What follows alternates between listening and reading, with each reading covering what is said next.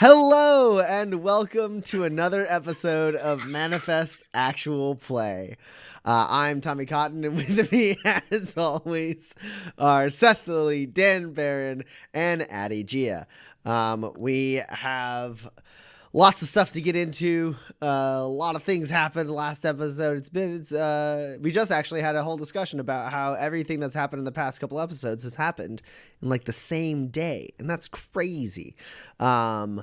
But before we get into any of that, Addie, do we have any announcements? So we've got just 3 announcements. This is 6, but it's really 3 and 3. Is that is that the first one is that our online store is closing as the stream ends on December 1st, which is a week from today. So if you want to be one of the first people to grab the hardcover Manifest core book, the PDF, the sick dice, the very cool pins, or maybe something else that's there. You should go there now and do that because soon you're going to lose out on your chance until the new year. So go there, do that. Manifestrpg.com and it'll redirect you. Um, cool. That's the first one. Look at that. Already one gun. The second one is that this is a public service announcement. This weekend in the United States is Thanksgiving, and COVID is abounds. And while we probably aren't going to interact with you personally, please be safe this holiday season and celebrate the holidays with the people that you already share in your COVID bubble. While we wait for those cool vaccines to become available to the public, the best thing to do is to wear a mask and celebrate remotely like we do every week. So there's that. And then the third one is definitely one that I remember, and it was a good one too. Um, any hints? Anybody got any hints? I mean, Subscribe. I was gonna say, is it that the people, if they really like us, can subscribe to our channel by clicking a you button? you got it, Dan. That's exactly it. Yeah, you can hit the buttons down below to or above, I don't know where they are, to follow our Twitch channel and subscribe. All of the money that we get from our subscriptions goes back into the stream, potentially to get me a better camera. Um, it's really grown on the It's list. having some troubles. It's having some real problems. Um, and other investments, but it's all to enhance your viewing experience. Also, for art and things like that. If you can't subscribe, but you have the bandwidth, you can always give us a little bit of a boost by sharing us on your platform and potentially bring other people to share in this awesome experience. We're getting towards the end of the campaign and things are about to get real exciting, I think. I don't actually know. That's Tommy's job. I just am here and sneak around. Uh, and that's it. That's all of them. I did it. All right, well Just done. all by myself. No assist from Dan at all. All right. So, before we get into the full-on recap and the actual play of this stream, let's all take a moment to take a close look at these 3 characters and the cool art that goes with them and transport our minds into the world of Manifest.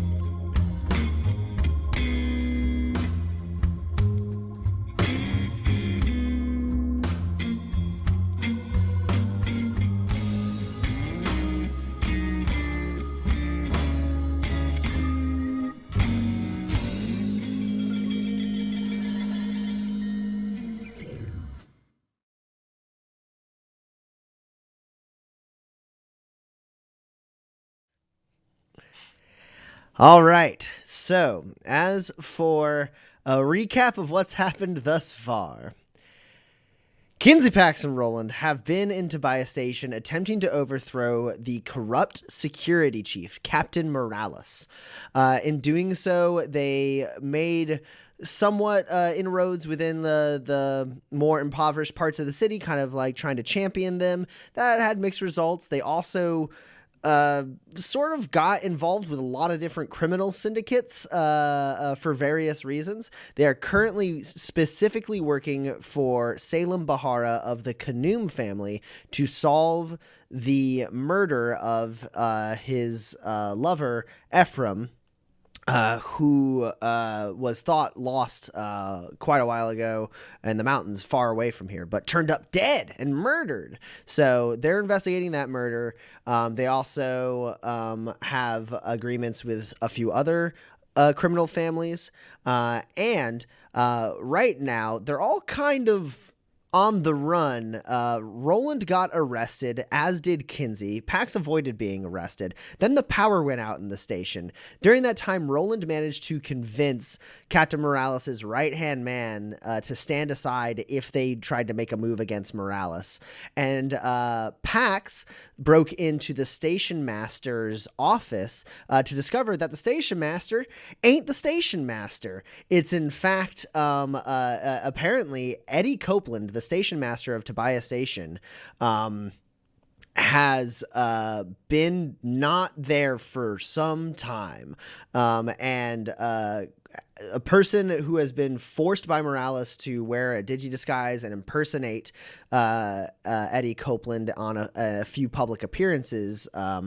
This fella named Carver Barkley, a failed actor from San Cordero with a lot of gambling debts, who kind of got roped into this situation. Pax broke him out of his estate prison and hid him in the general store of Shirley Charlotte, who is looking after him. And while that was going on, Kinsey and Roland were in their bar having just sort of kind of made frenemies with Leo Riggs, the right-hand man, and then a gang that these three have kind of been sort of allies and sort of enemies with for on and off, came to rob their bar thinking that they were in prison. They weren't in prison, and a fight broke out, and some of the bar did catch on fire. But the fire is put out. The bandits are slain. Kinsey has fed one of them to the carnivorous tree in the corner of the saloon. I believe you two said you were hiding the other two bodies in the vents. And meanwhile, Pax, you are in the main body of the station, having just dropped off Carver Barkley at Shirley Charlotte's. So, one thing that happens is I can't remember if Roland and Kinsey, I don't think you have a security guard's radio, but Pax, you have a security guard's radio. I do. So you do hear, as you're kind of making your way to like from Shirley Charlotte's to somewhere else, the radio does crackle on. Captain, go ahead. What is it? I don't know how to tell you this, but spit it out, Jackson. Well,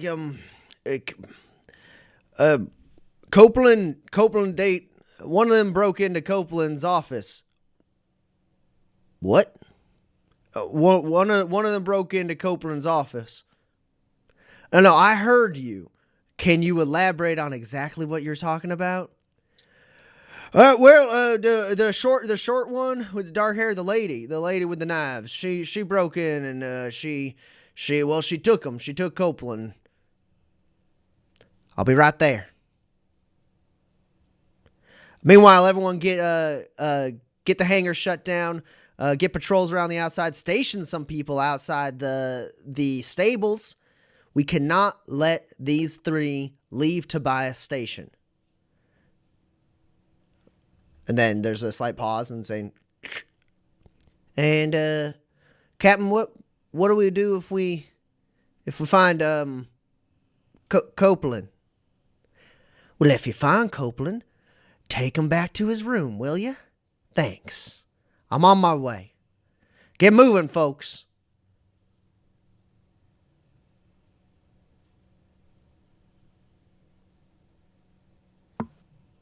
Can I roll a resilience roll?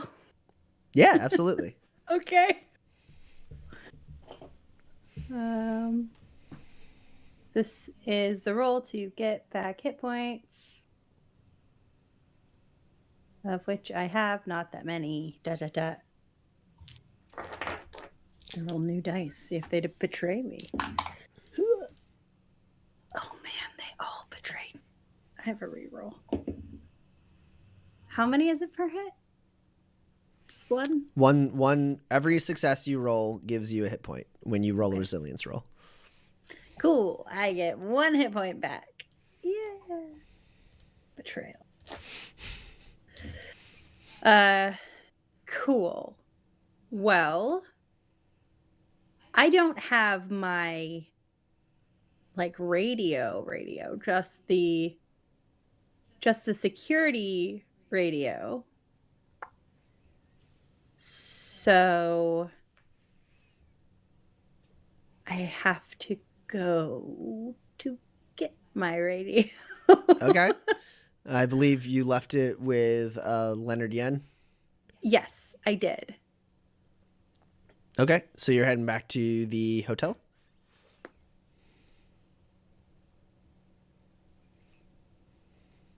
No. I mean, yes, the long way. I think I'm gonna do. I don't want to lead people to where they are. So I'd like to sneak up to the upper crust. Okay. Yeah. I want to sneak up instead of down. Okay. Well, so as you're moving through the station, you do see a lot of security guards moving around. Seems like they're out in force. Yeah, go ahead and roll a sneak test for me. I guess no negatives because you're heading up to the upper crust, and you do notice that they don't seem to be thoroughly swarming up there. I mean, that would cause a bit of a stir now, wouldn't it? But you do have to pass quite a few security guards on your way around the station, for sure.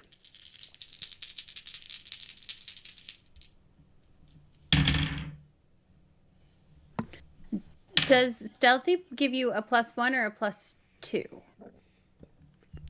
Stealthy gives you a +1 to sneaking. Okay. And if it is light armor that is also fitted, then you net a +2 to your sneak because. Great. Yeah. Okay. So I have a 14. Well, I have an 11. I have the 14 and an 11. So you have 2 net successes. Yes. Okay, so it takes you you're pretty swift when you're sneaking, so it doesn't take you a ton of time, but there are a couple points where you have to kind of hide out and watch as security guards move around, and you also hear over the radio, probably before you turn it off as some security guards are running by, you hear Zoe, Blair, Natalie, Teddy, George, Albert. Get to knocking on doors. See if anyone's harboring these fugitives. This is fine. This is so fine. Great. But over the course of a decent amount of time, handful of minutes, you're able to move from hiding spot to hiding spot on your way up. Find a stairwell that doesn't seem to have a lot of foot traffic. You work your way up there, and then eventually you do open up a door, and squint against the setting sun, as you step out into the open air of the upper crust on top of the mesa. Okay. Where do you head from there? I think I think I'm going to head toward where the hotel is below me. But not going down the stairs, right? No. On the I want to go to the edge where the balconies are. You're moving to the edge of the mesa is what you're saying. Yeah. Positioning yourself perhaps above the balconies of the hotel. Yeah. Okay. Such a bad idea. I'm gonna go ahead and say you're able to achieve that. You got 2 successes, so like I might make you roll, but there's not a lot of security guards up here. You're rolling against the random people who live up in the upper crust, and you know they probably have a neighborhood watch, but but you're able to make short work of like avoiding being seen by the civilians up here. And yeah, you get to the edge of the mesa and you can see quite a ways down from you some of the balconies of the hotel that Harry and Leo are staying at. Great. I'm going to jump down to those balconies. Just like free fall jump. I have my grab stability harness. Okay, that was the detail you were missing in this whole thing. I was like, are you using a grappling hook? Are you just fucking diving? Yeah. What rating is the grab stability harness? That's a really good question. I made it, right? Yeah, I think it's excellent. Excellent that'd quality. be excellent quality then. Yeah. Yeah. Cool. All right. Sweet. So I'm going to need a gymnastics test from you. I'm going to put this at, we'll say a -3, to try and aim for specifically that balcony along the cliff's edge. It's not like a sheer cliff edge. There's like some like jagged like outcroppings you have to avoid, like that kind of thing. So it's pretty hard. Now the grab stability harness does give you a +2, so that nets you only a -1. Okay. This is fine. Yeah. This is fine. Yeah, it's totally fine. Oh my god. I'm gonna just die. I'm just gonna pancake at the bottom of this freaking mesa. Umbra's gonna be like, ooh, dinner. God. Okay. I get a reroll. Get a reroll.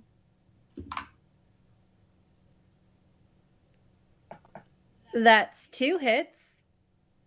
Should I twist the knife? How do I feel as I'm falling? You may want to twist the knife. I'm gonna twist the knife. Yeah, I'm gonna spend. Yeah, so 2 successes means you'll aim for the right place, but 3 successes will mean you'll aim for the right place and you won't take damage when you land. I like that because I don't have that many hit points left. Yeah. Perfect. Yeah. So I will spend. Twist the knife is 3. 2. 2. Oh, so I will spend 2 grit. Cool. Yeah. So you're sneaking up along the upper crust, using the shadows of the setting sun to your advantage as you move around buildings unnoticed. And then you get to the edge. You take one peek. There's a big gust of wind. You pull back for a second, take a deep breath, press the module on the grab stability harness. It lights up on like the little like the straps around like your shoulders and like your thighs, and then you just swan dive off of the edge of Tobias Station and like dart down. And as you do, as you're flying down, you pick up a bunch of speed for a second, and then those emitters on like the harness start to glow, and like your gravity gets manipulated, and you start like gliding down a little more controlled. And then you are able to like kind of twist your body and use like the air resistance to like swing around, and then land pretty like not like extremely quietly, but like pretty controlled on the balcony. Just kind of like land and like do a slight, you almost do like a 3-point hero landing, right? But it's not like, you know, you like kind of like land and like, the little bit of shock that you have, you absorb it with your legs. Sure. And you sit there, you know, push some of the hair out of your eyes, and you look in through the sliding glass door, and you see Leo and Harry sitting there. Leo like with like a sandwich in his hand, just like finishing taking a bite of it. And Kinsey and Roland, what are the two of you up to? I think we've just probably finished, hopefully, getting the bodies into the vents. Yeah, it seems about And right. by we, you mean you. Right, Yeah. mostly me. Yes. I would say you were supervising, but you still can't talk, right? Correct. Well, it's a rare turn of events. I think, well, for most of the way through the day, I'm just going to at least grab a snack, and then I'd like to collect all the guns we might need. Do you need something to eat, Roland? He gives you a Cool. thumbs up. Yeah. And I'll slap together a meal for us. All right. Yeah. Unless you're trying to do something extravagant with the meal, there's no test involved. You're able just to put together pretty good food really quick, and then you're trying to grab as many of the guns as you can. I forget exactly how many guns you made. I made 4. Okay. And I'm wondering if I should flashback now so that we actually wait. It's either 4 or 8. It's on my sheet. I made 8. I'm wondering if I should flashback now and have made more weapons. It's up to you. I think I'm going to have done that. Yeah. Okay. Who's gonna wield them? Just think about that. You hear Pax's voice in your head. Back of my head. Lots of people. Kinsey thinks about it. He does hear Pax's voice. We'll probably find somebody. and I think, do you have an idea for how you would achieve this? We had a pretty decent accounting for your time. So it feels like maybe what you would have had to do is get an extra set of hands to have achieved making more guns, because you would have to, you've created as many as you could create in the time frame you were working on guns. You rolled very well. But if you had somebody else also making guns at the same time, that would get you more. My 2 questions are, is Harry technically inclined at all? Or mechanically inclined, yeah. She does seem very smart, yes. All right. And then second question would be, did Roland have any extra time that he could have feasibly done? I mean, no. Yeah, I don't think so. Yeah. So I've carefully left areas where I could fill in a blank and say, yes, I did. But really the answer is there's been so many things that only I can do the whole time we've been here. It's been a real struggle. Fair enough. So yeah, probably Harry. Okay. Yeah. So there's a point like a few nights back where you look at it and you're like, oh, you're gonna need extra supplies. You're gonna need to have spent money on extra supplies. So because you used up all your supplies, I believe, correct? Unless you have spare supplies hanging out. Oh no, I mean I checked my old sheet really quick. No. Oh yes, I had 2 first aid cubes, so that helps me not at all. Yeah, you'd need machinery cubes. You're wanting pistols here, or you wanting something else? Or yeah, what would you want Harry to have worked on during this time at your behest? Is there a difference to how many I could have, like, if would a light projectile weapon take less time than a pistol? I believe so. Confirming. Yes. Significantly less time. Oh, that's perfect. Yeah, I'd like to have as many of them as I can. So. Of light projectiles or medium projectiles? They actually take about the same amount of time to make. Oh, then medium. Okay, cool. So it's 4 Can I have? Can we do 3 medium? Or I don't know how many I can make, but what's the total? I want to have made one light projectile. Okay, for and sure. And then the rest medium. Yeah. Okay. That makes sense. So you need supplies first. You need for every light projectile you need 3 machinery cubes, and for every medium projectile you need 4 machinery cubes. All right. And you guys know that you have a pretty decent line on machinery cubes if you're paying spurs. It's going to be 2 spurs per machinery cube. Roland might be able to get you a deal, but he's kind of worked on that credit a little bit for what you've gotten so far. I don't know if he I don't know what he would give in exchange. I don't think it fits within this singular flashback. Yeah. Yeah, so how many then do you want? I don't know what your budget is. So it's 8 spurs per medium projectile and 6 for the light one. Correct. Yes. I guess here's the only real important question.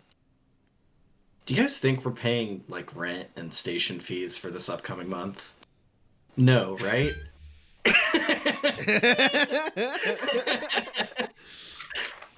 Like, no, right? I think we're gonna have to get the fuck out of. We can make a lot of guns. Yeah. So what? Probably.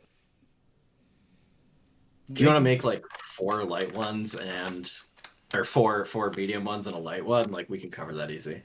Yeah, let's do that. So four medium, 1 light. 8. I think we might still have enough for rent. That's some credit. I don't remember what our rent is. So let's take an even 40. I'm just going to pocket 2 unless somebody. So about a week ago, as you started this like project, you were like, okay, I'm working on the guns, but like I feel like maybe we need a little bit of quantity over quality here. Honestly, if someone could just make some, crossbows and some bows and some slings and like very high powered like slingshots, I think that like helps us like fill the gaps in case shit hits the fan like early. And so Cool. You got the money from Roland, you got the supplies, and then you pulled Harry into the secret room and like laid all the supplies in front of her and like gave her some schematics that you drew out like haphazardly. And she's like, why don't I get to make the guns? I'm already working on the guns. I need help with this. Okay. Not She that you like couldn't do it. I'm sure you could do it. looks at it a little bit. She goes, well, I've made stuff like this before. Actually, I think, and she like grabs like the thing of the slingshot. She's like, I could, if you don't mind, I could work on this a little bit, get something good out of these. And then she like slides away some of the other like projectile like models that you had, and she like is like gonna make a few like high powered slingshots, and then for the mediums, she makes a bunch of like quick loading crossbows, and she gets to work, and like there's like kind of this moment, I think PAX about 5 days ago when you popped down to like give Kinsey some like coffee, and you saw like you opened the hatch first and you just hear Kinsey and Harry kind of duetting a Bobby Klein song together. As they're just kind of like it seems like maybe like one of them started singing and then the other one kind of like chimed in, and then they like were having a little like sing along together while they were working.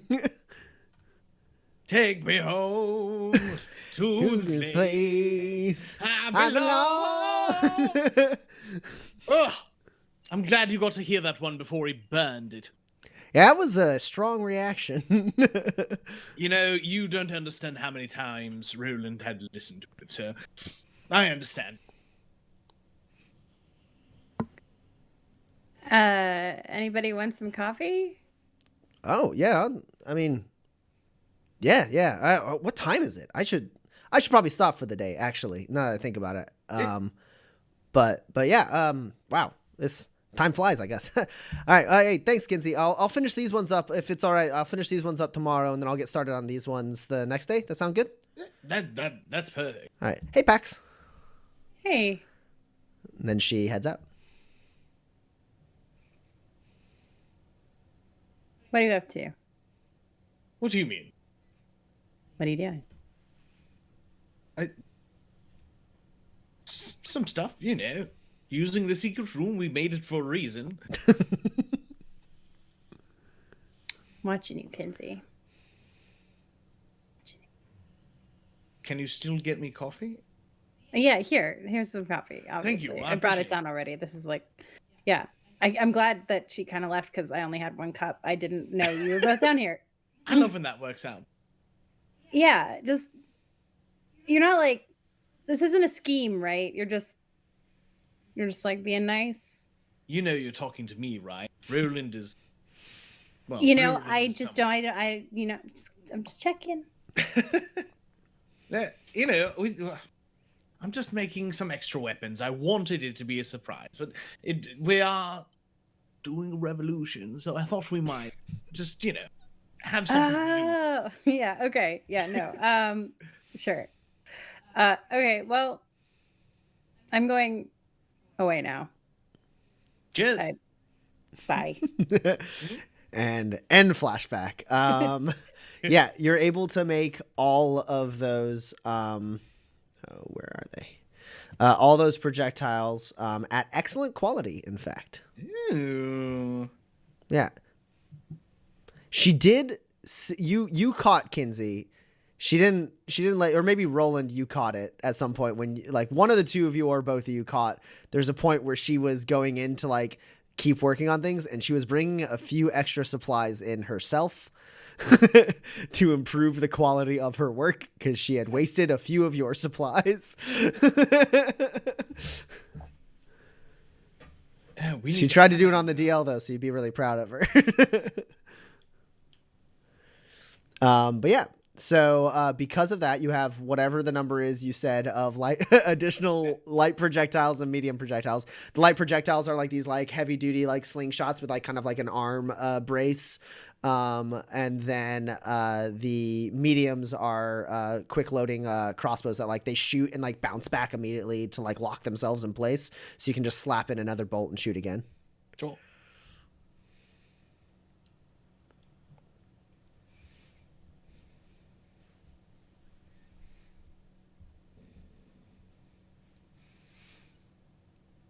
So now you have a lot of stuff that you're trying to get out of the secret room.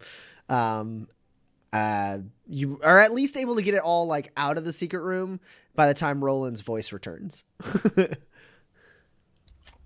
So, oh, hey. What are we doing with all of this right now?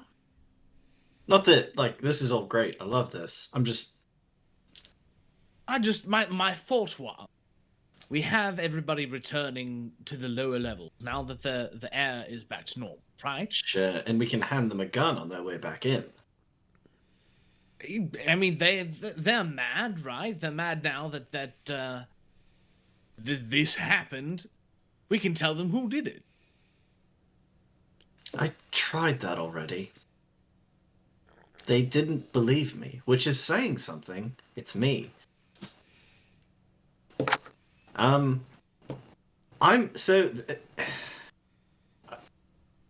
It's not a bad idea.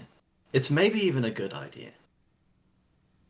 It occurs to me we're both wanted men, and I can think of only one place where they won't look for us, which is here. So you're saying we shouldn't leave from here? I'm not sure. I mean, I can be someone else in a moment. That's not a big deal for me, but Have a fancy hat, so. he's sort of conspicuous. You've cultivated a look, and it's good, but it's, out there. Got to know your brand. I've heard that. No, it's smart. It's very good. Yeah, I mean, I guess it's been a very long day is the thing. And I could keep going, I guess, if that's what we're doing, but I've been publicly vilified, wrongfully arrested, broken out of jail, shot at, our bar was set on fire, and we fed a man to a tree.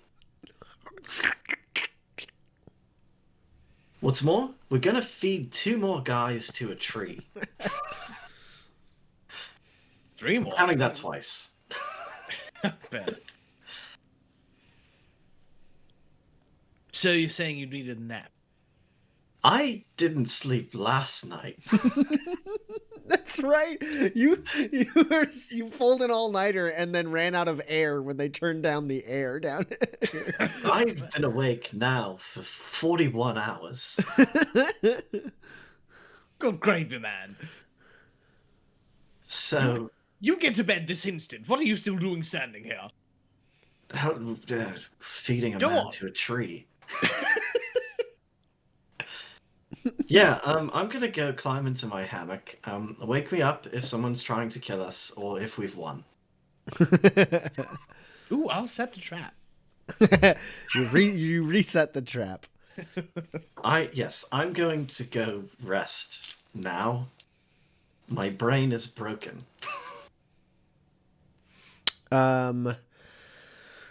Pax, you like the door slides open and Harry like kind of steps out and looks up and goes, "Okay. Dramatic entrance." A few things have changed. And Leo goes, "Are you all right?" Leonard? Yeah, Leonard. Leonard is spelt with Leo at the beginning, and that's Yeah, I it is. realized that today, and now I've screwed myself over. So confused when you said Leo was just sitting there. I was like, oh, we're fucked now. Eating a sandwich. Yeah, no, it's Leonard. It's his middle name. Nope. It's such an easy way to distinguish them. Marshall Yen. I'll call him Marshall Yen. No, Marshall. specifically. Marshall Yen is sitting there, and he goes, "Are you all right? Y'all shut off the power?" No. I don't know what that was exactly. I feel like Roland had something to do with it, but it wasn't me. I didn't do that. And then Harry asks, Did everything go all right? You're coming back alone? Not through the front door? That's not usually a good sign." Oh, right. Yeah. So, Roland and Kinsey got arrested, and then I helped them get out of being arrested. Where are they now? Back at the bar, I think. They had to go get a thing. Data pad. The data pad. Harry nods. Goes, "All right. So what's the plan then?" Well, I kind of need the radio. Leonard reaches back, pulls it out from his coat. Cool. This way I only have to say it one time. And I'll just like, "Hey, Kinsey, are you there? Roland?" Where is the radio in the bar? I know you definitely have one because she gifted one to you. Because these are all tied into the new Riveteer That's right. radio line. I also have one that I took off a dead man at the beginning of that arc. So each of you has one then. Roland has one, Kinsey has one, and Pax has one. So Roland, you're laying in bed, you're starting to like drift off, and then you just hear Pax's voice come from like your like traveling sack out of that radio.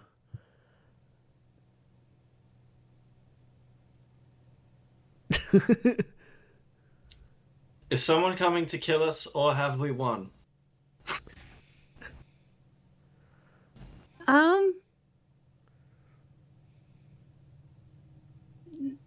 Well, we definitely haven't won.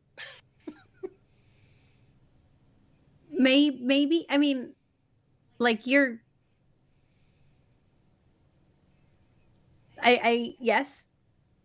I guess. That's not why I'm like, that's just the general state of things though. Are you okay? I've been awake for 41 hours. Oh, okay. Well, I guess are you and Kinsey in the same place? I'm here. Roland, turn yours off. Go to sleep. I'll take care of this. No one has ever died in a hammock. Kinsey can fill me in. Click. I've heard that before. So Kinsey, I've got Harry and Leonard with me. Hi. So they can hear you. They Yeah. say hello. Harry laughs out loud at that and like slumps down in a chair.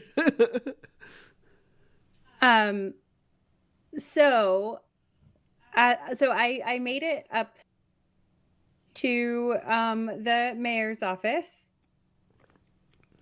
and I got there. I got to the PA system, and then it turns out that the mayor was there, and then it turned out that that guy was not the mayor, the station master. The station master was there, and then it turns out that it was just a man who has been, over the course of the past, I don't know, couple of years, been pretending to be station master with the digi disguise, and the original station master is missing, and the guy who was pretending to be the station master, his name is Carver, and he like is just so incompetent. But besides that, I got him out and he's safe, but the station master is missing, probably also murdered, because the station master's been controlled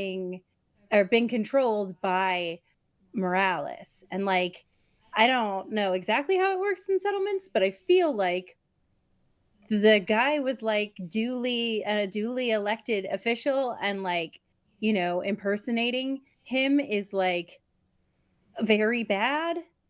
But I don't Leonard's know. nodding at you like, yes. Leonard is nodding, so that's pretty bad. So anyway, I wanted to check in and make sure that like you guys are okay. And I have one of the radios that I got off of one of the people I was fighting, and it sounds like they're going door to door, and I don't know if that means that they're going to go to the bar or wherever you guys are now, but and also she knows that I know that this Carver guy was pretending to be the station master who is missing. So I was thinking, unless you guys had another idea, it feels big enough that maybe we could go to like Salem Bahara with this, maybe? Or Great Foster? Harry raises an eyebrow. Or someone, because like being in charge of the station is kind of a big deal, and if that person's been a fraud, and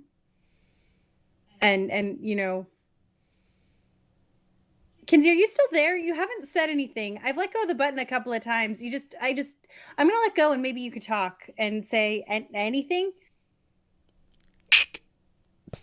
Right, yeah, I can't talk when you're talking. I've been trying to interrupt this whole time. That's very bad, but kind of good for us, right? I mean, that is solid evidence of wrongdoing. You don't think the family already knows about this? So I don't know. I think the only family that would know would be maybe the Acostas, because they're already kind of in on the dirty side of things. I guess, I don't know. Maybe they just all know and are just like completely faking it. But it feels like factory town, like big, like fraud, like That's not major conspiracy, yes. Yeah, it seems big. He's safe for now. Good. What was his name again? Carver. Barkley. Can I roll? You want to roll connections? You can roll connections. I'm gonna give you a -3 for it. All right. Because you have been to the Badlands a little bit. And you've probably seen some shows on San Cordero. Right, that was my thought.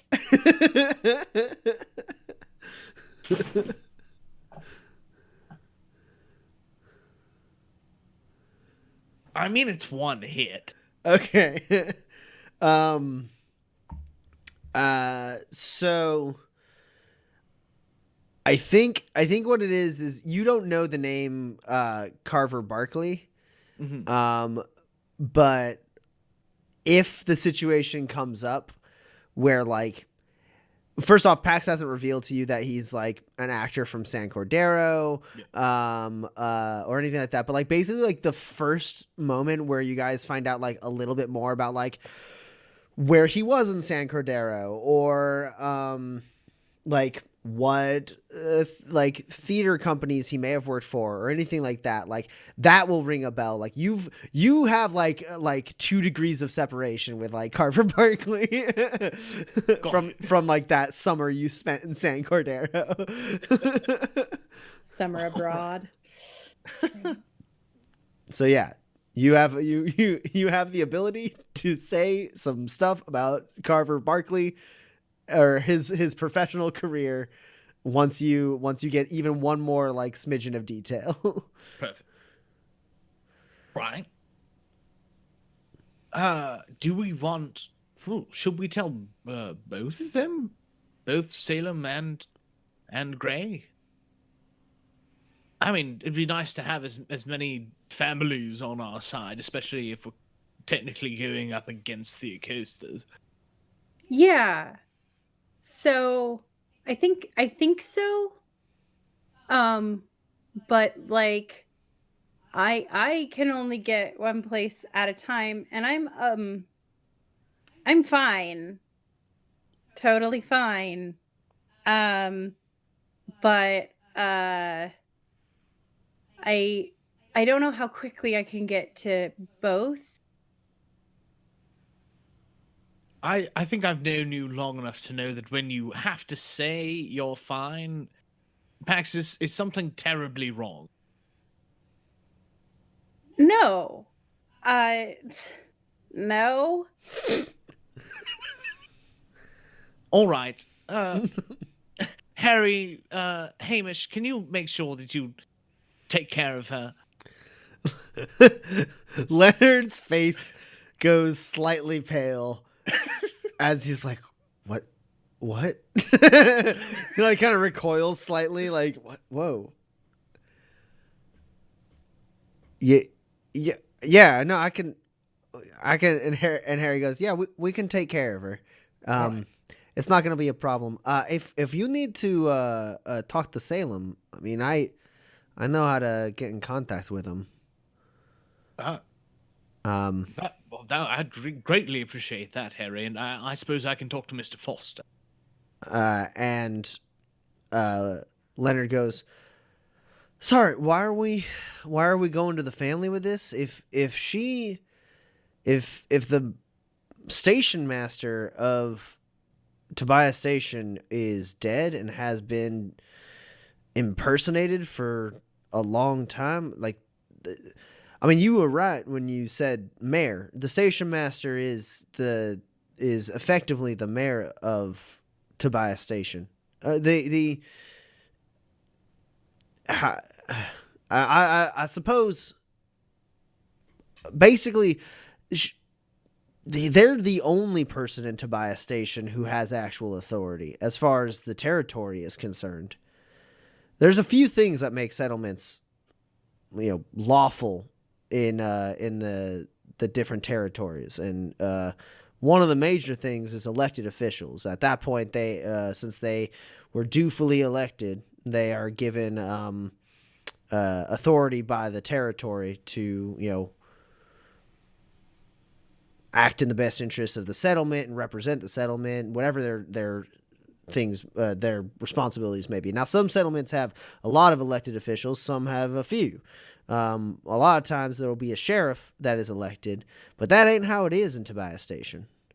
There's the station master is all there is. And then the station master effectively hires staff to handle whatever needs to be done in the station. But they are the only the only actual legal authority here. Moralis ain't a sheriff or a marshal or nothing. She's honestly closer to a mercenary that works for the station master and by proxy is given authority in the eyes of the territory by his authorization of her actions. So closest actual authority is probably the sheriff over in Las Brasas.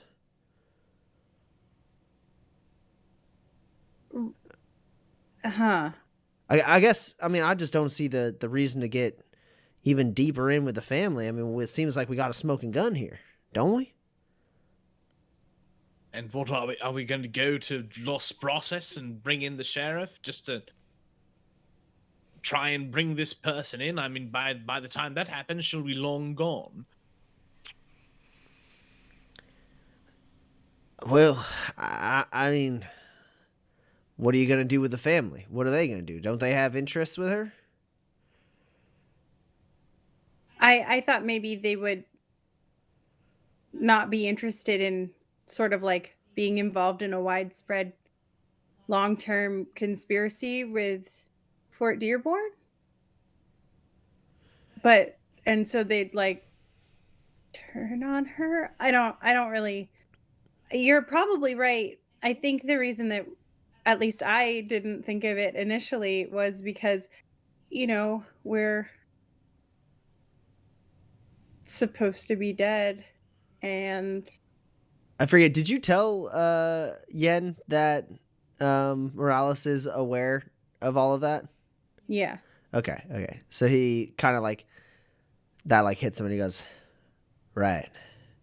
He looks like a little like, just a little disappointed and goes, right, I guess.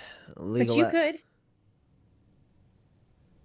Well, until Moralis outs me for letting y'all live, I suppose the legal route. I mean, maybe I can send an LRC. I know a judge in the Fort Dearborn territory. He's a friend of the family. She might. Your family? Yes, lowercase f. Nah, Judge Palmer. She she's been to Alana quite a bit, and I mean, I ain't talked to her in some time, but I have a little bit of clout with her. I could reach out, see how far she is. But aren't we sort of worried that they'll arrive and then Moralis will just kind of kill a judge? She's already killed a mayor and a militiaman. I can't remember if he knows about that either or not. Oops. No, I think you did tell him everything. There was a point where you sat down in the bar and you told him everything. So yeah. And that's when he realized that you were involved with a bunch of families. He's like, you're not wrong, but that's stuff that she had to do behind closed doors in the shadows. I mean, if a judge has been summoned here by a marshal, I mean, albeit a marshal outside of his jurisdiction, but I have some legal authority to travel between territories. She would be able to smooth over anything like that, assuming she was willing to. I suppose you're right. Maybe the lawful path ain't the path in front of us right now, and the allies we have right now are what's his name? Salem Bahar. And Harry goes, for what it's worth, I'd be surprised if Salem knew anything about this. I mean, he's no straight-laced lawman, she says with a grin at Yen, and she goes, but it doesn't make sense to me, from what I know, for the family to be okay with Moralis having done something like that. to buy a station is a good thing for them, but it's not so good for them to risk something like that. I don't think so. Yes, especially not without a bigger piece of the pie. I mean, that's information that if she's withholding from the family and she has more power than she's really letting on, that would absolutely be a problem for the family. I say we tell them. I say we bring them in, and I don't think that Roland would disagree with this, seeing as he is the person who made the inroads, at the very least, with the Acostas and the Foster and the Sheffields. Yeah. Okay. Well, can you get up to Grey Foster? Oh, I can get up to Grey Foster for sure. Maybe Roland should lend me his fancy hat, but I've got the clothing of an upper level person at the very least. Okay. And then I'll go see Salem Bahara. Okay. I guess we can go together. I usually gotta signal him. I don't know where he's gonna be at any particular time, but I can signal him, and then we can both meet. I gotta go out to the junkyard and talk to the guy who runs that place, and then he basically lets Salem know where we want to meet, and there's a few different places where he's good to meet us. So it's your choice of the station, kind of. But we gotta talk to the scrapyard, the owner of the scrapyard. Okay. He's not gonna. He won't talk to you though. He knows me.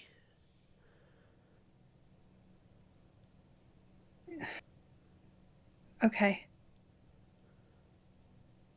And Yen goes, should I stay here with the other little ones, or should I head over to an LRC and reach out to Justice Palmer? I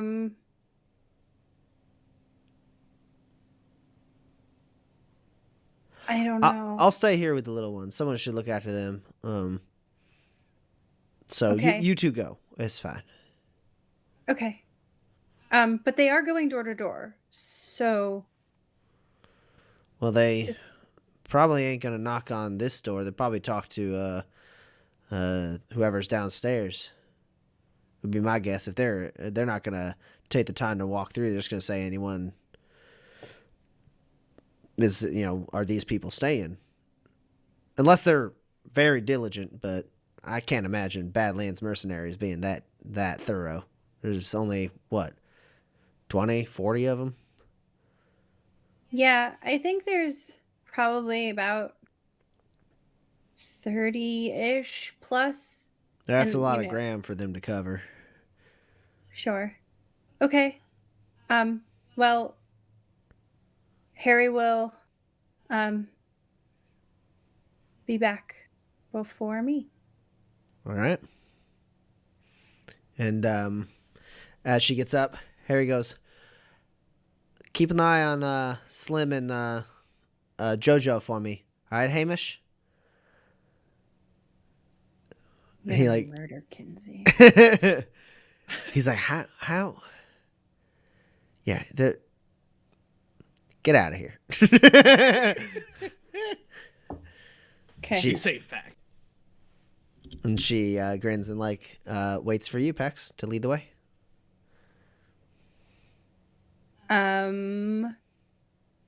Okay.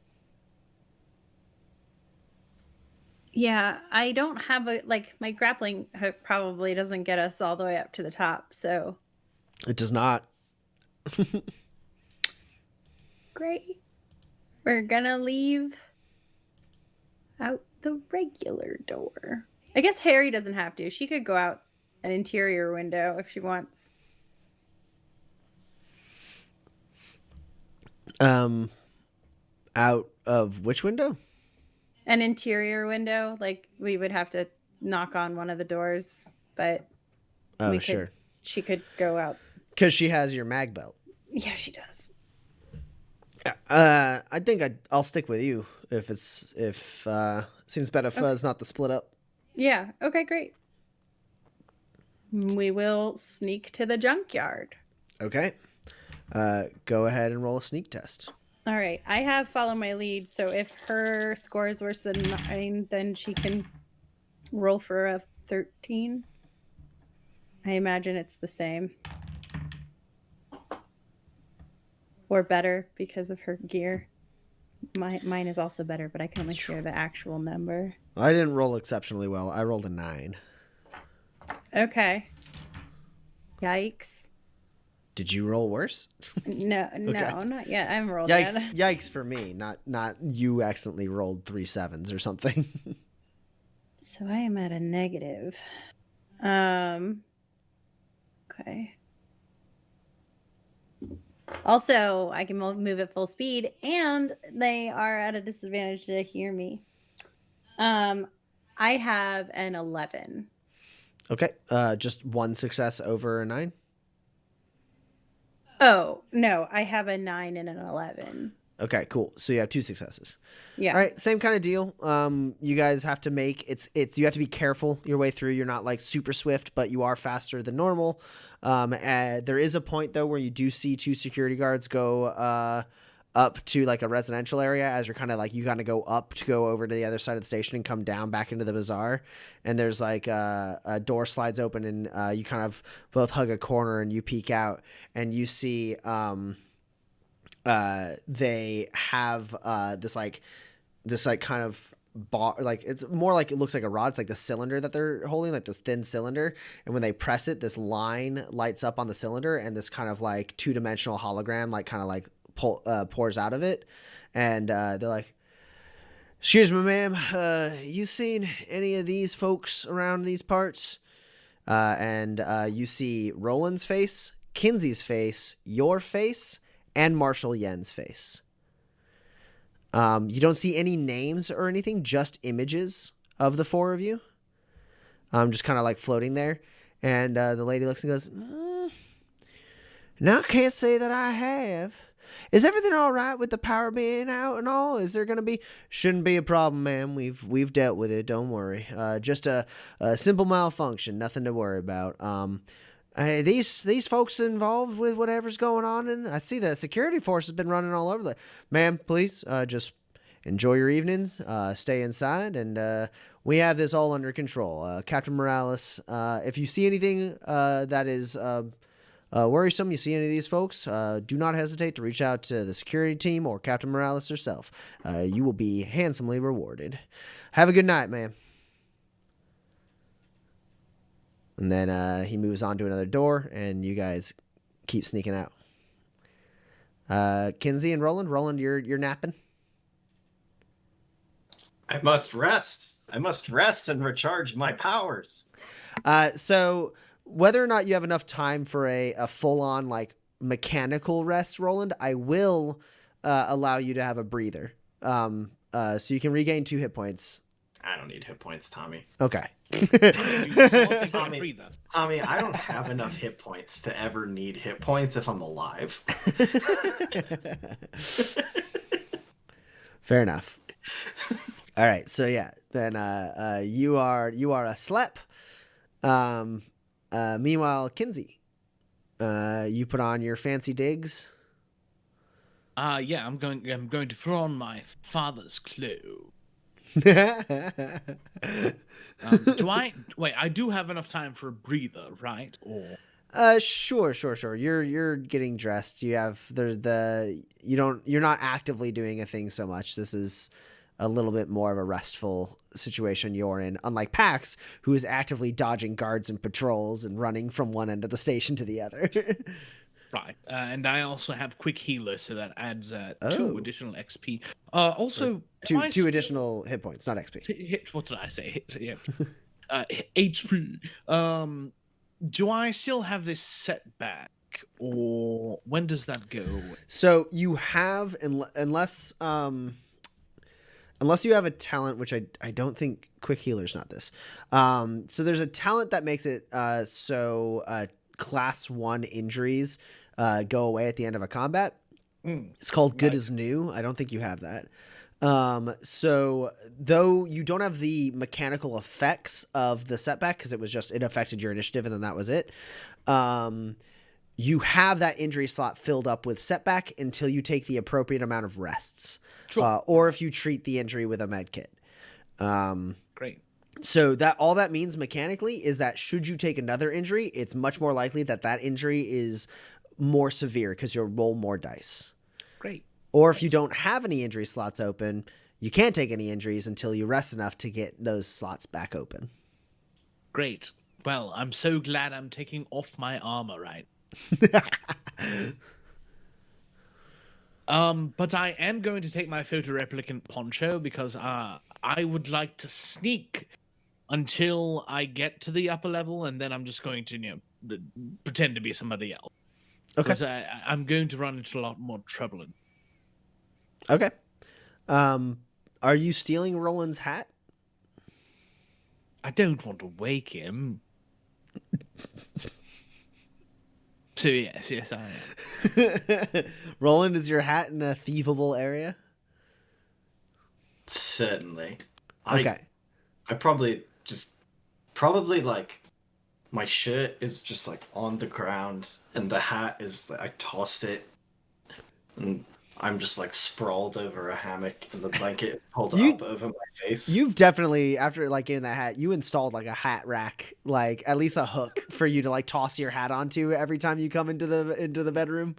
Yes, absolutely. There's a hat rack. I've tossed it and it's landed on not the hook I usually make it land on because I'm so tired. Yeah, so Kinsey's arm reaches in and like fumbles around on the hook that you normally throw your hat on, and he can't find it, and then he finally has to like open the door a little bit to take a look in and see it, and it's down on this one, and then you're able to take it, Kinsey, because Roland is sound asleep.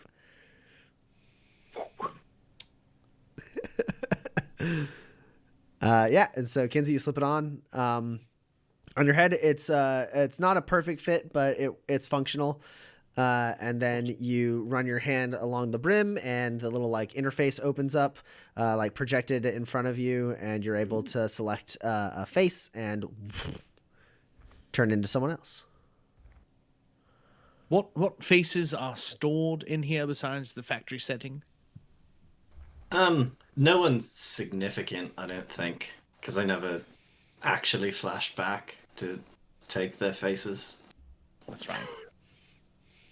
All right, doesn't matter. Probably just some randos from the station. I probably added like just some extra random people from the station as I walked through it since I've had it. Is there like a Tony Hawk's Pro Skater setting where you can make your own face? I'm not going to do that right now. I just need to know. Probably not on the default. But like if you were someone who was good at crafting, you could. Sure. You got to get in the source code, So you're able to put on a random face and then turn on your photoreplicant poncho and begin sneaking your way through the station. So I'm going to need you to roll a sneak check for me.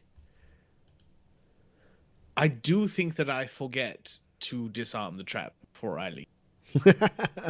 Okay. Do you lock the door? Yeah, I mean, yes. Okay. Just checking.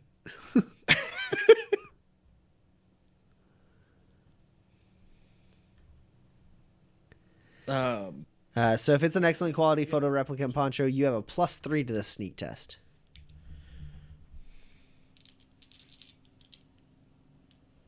I'm sorry, do I have to make a roll for the trap that I just encountered?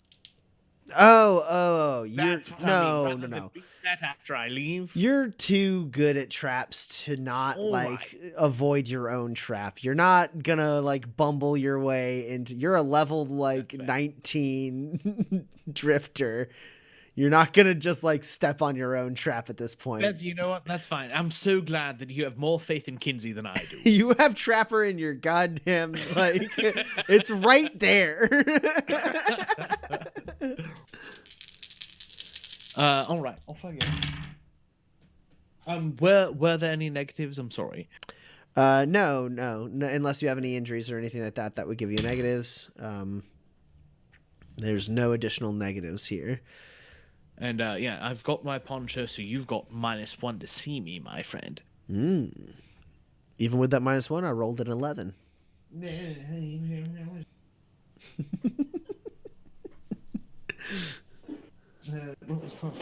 I hope this goes well.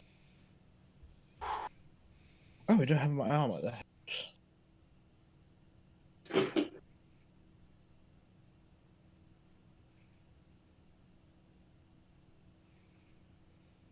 Are you the aggressor in this instance? No, you definitely are. Excellent. I am actively sneaking at you. Oh, good. It doesn't matter because I got a 12, which means I'm going to roll again. Ooh. That is 2 hits above an 11. Okay, yeah. Kind of similar to PAX. It's touch and go there, but you're able to make your way up into the bazaar and then kind of like merge with the crowd a little bit and then turn back on your poncho as you move your way up into like the more shopping and residential areas. And then along that way, you have to like duck into some corners and wait for some guards to go by. You do see them stopping side by side. You also see them showing your face, Roland's face, Pax's face, and Marshal Yen's face. And then eventually you do make your way up to the upper crust, at which point you like turn the poncho into a more fashionable color scheme, like draft it over your shoulder, and then change your face one more time for good measure and step out looking the part of an upper crust resident. All right, then I'm making my way. Sorry. To the Pearl of the Station, I believe. Yeah. So you head to the Pearl, where Gray Foster lives. You see it along the way as it becomes darker twilight. Stars starting to show a little bit, and you make your way up to it. You step in, and one of the attendants, a young woman, looks up and goes, "Hello, sir. Who are you here to see?" Hello there. I am joining, I believe, a Mr. Gray Foster for a late tea. Of course, sir. I'll go ahead and ring him then. Thanks very much. Is there a name I should give him? Tell him Ken's calling. He'll know what that means. Right away, sir. And she gets on the receiver. Yes, Mr. Foster, there's Ken here. Of course, sir. Right away. May I get you anything to drink, sir? A fine whiskey would not go in there. Of course. And she presses a couple buttons on her console, and then a few seconds later, out of like little like side saloon, someone comes out with a tray and presents it to you. Very good, thank you.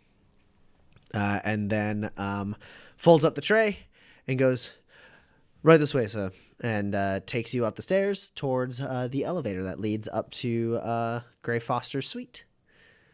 There are stairs to the elevator? Yeah, his is slightly higher than the other ones. I'll never understand the upper crust. Makes sense. He's on like there's kind of like an interior like balcony in the lobby. With special rooms and special elevators, and his is a special elevator. And the door opens up, and a large woman is standing in there. She's heavy set, but very well dressed. Her hair is immaculately and like it's both like well done and also very utilitarian and out of her face. And she looks down to you and goes, "Sir." Hello there, how are you? Doing fine. And she presses the button, door shuts, and she like moves the elevator lever up, and it starts moving. And she goes, Mr. Foster said I didn't need to frisk you. You, intending, him any harm tonight? Oh, great. No, absolutely not. I haven't even brought my weapons. If you need... If you... That won't be necessary. All right. I'll be right outside. I'm sure you will be. Bing! And you step into the beautiful suite that Gray Foster lives in. It's very wide, open kind of concept. You see the massive, spanning windows with the beautiful view of the Badlands just as the sun is setting and it is becoming the proper night. You can see different vehicles moving on the ground, but strangely no vehicles moving in the air of Tobias Station, which, having been out at night around Tobias Station, that's pretty uncommon. But you see no air traffic, and you actually do see off in the distance kind of circling around the station, the lights of different air vehicles in the sky, but none of them are approaching the station right now. Interesting. And Pax, you and Harry make it to the scrapyard. Harry goes up to the guy, knocks on the window. He slides it open. He goes, "We're closed." And she goes, "Even for a friend?" And he goes, "All right. What do you need me to send along?" She goes, "Well, Pax, where do you want to meet up?" Wherever. All right, you want to meet just here in the... We're going to hang out back. If you can go ahead and send word, that's where we're going to be. I say we're closed. Right, and we're going to be out back. Shouldn't be any problem, right? You don't have any workers. We're not going to get in the way. Nothing's going on around here. So we're going to be out back. How's that sound? He goes, usually... Fine. Go out back. She goes, "Thank you very much. Send word. It's urgent, by the way, so you should, And he goes, "Understood." And then closes it. And as you two kind of walk around the side, kind of the way you went to before to meet Salem in this scrapyard, you see that guy step out from his shack that is the front office of the scrapyard, and he locks it behind him as he hurries off into the station. Okay. Yeah. Well, go inside and wait. I guess. And Kinsey, stepping around the corner as you walk in, beaming at the side of you, he goes, "Mr. Charlotte." Mr. Foster, how are you today? Well, I am doing as fine as can be expected. It has been an interesting day. It certainly has. I understand there's been a bit of a hell raised when... Oh, yeah, I assume you've turned on... At some point, was it in the elevator? When you walked, you turned on. You have your face, right? Probably when the security guard was like, "Do I have to worry about you?" I was like, "No, you do not." You know what I mean? Okay, cool. I was for a second, I was gonna be he was gonna go, "Oh, shoot this man, please." This is not my good friend Ken. He goes. "I understand it has been quite an eventful day for you as well. I hear you are on the lam. Please do have a seat." Thanks very much. I do appreciate it. Freshen up your drink. What? I wouldn't say no. He steps behind the table, pulls out a bottle, looks at your drink, takes the glass, smells the whiskey, pours it into the sink, sets that glass down, grabs a different glass and pours his whiskey into that glass and slides it over to you. Swill, absolute swill down there. I have to say, I apologize. Well, Oh my. Yes, absolute swill. Yes, thank you. Now, my good friend, do tell me how I may assist you. Well, yes, as you know, I've been a little bit of a jam today. I am not the only one of my friends who's caused a stir. Does the name... Actually, don't remember which comes first. Is it Carver first or Barclay first? It's Carver. yeah. Does the name Carver Barclay mean anything to you? Carver Barclay. It does seem to ring a bell, but it's been some time.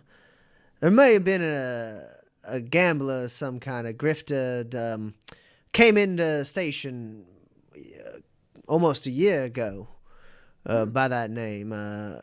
Didn't make too many friends while he was in town.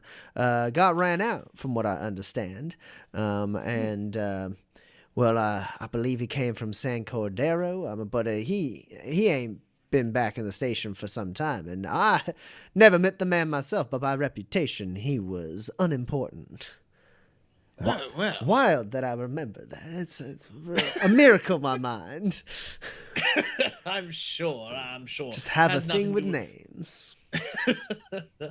Well, I am very upset to inform you that your information is not quite.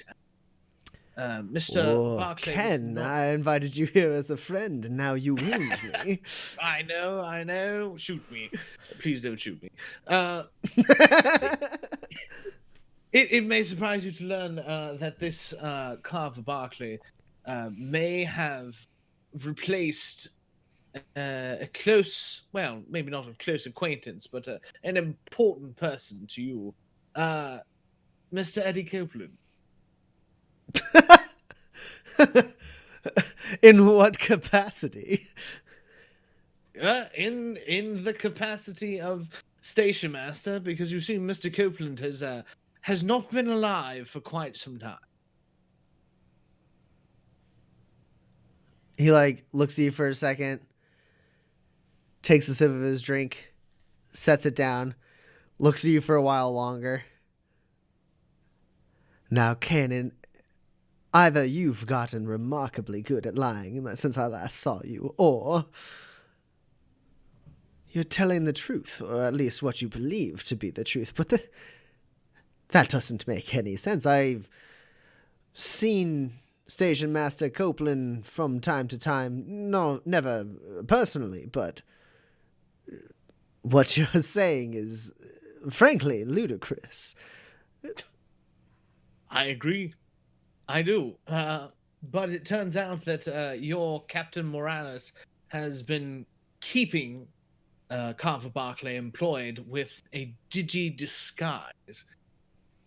And she is the one pulling his string. My. Well, I must say I am quite embarrassed to have not sniffed out such a conspiracy.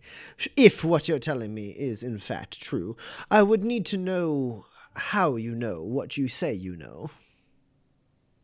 Well, if you were to try and find Eddie Copeland at this very moment, I suspect it would be quite difficult. However, this Mr. Barclay, I know exactly the shop that you could see him in, and you could send any one of your men to confirm my store.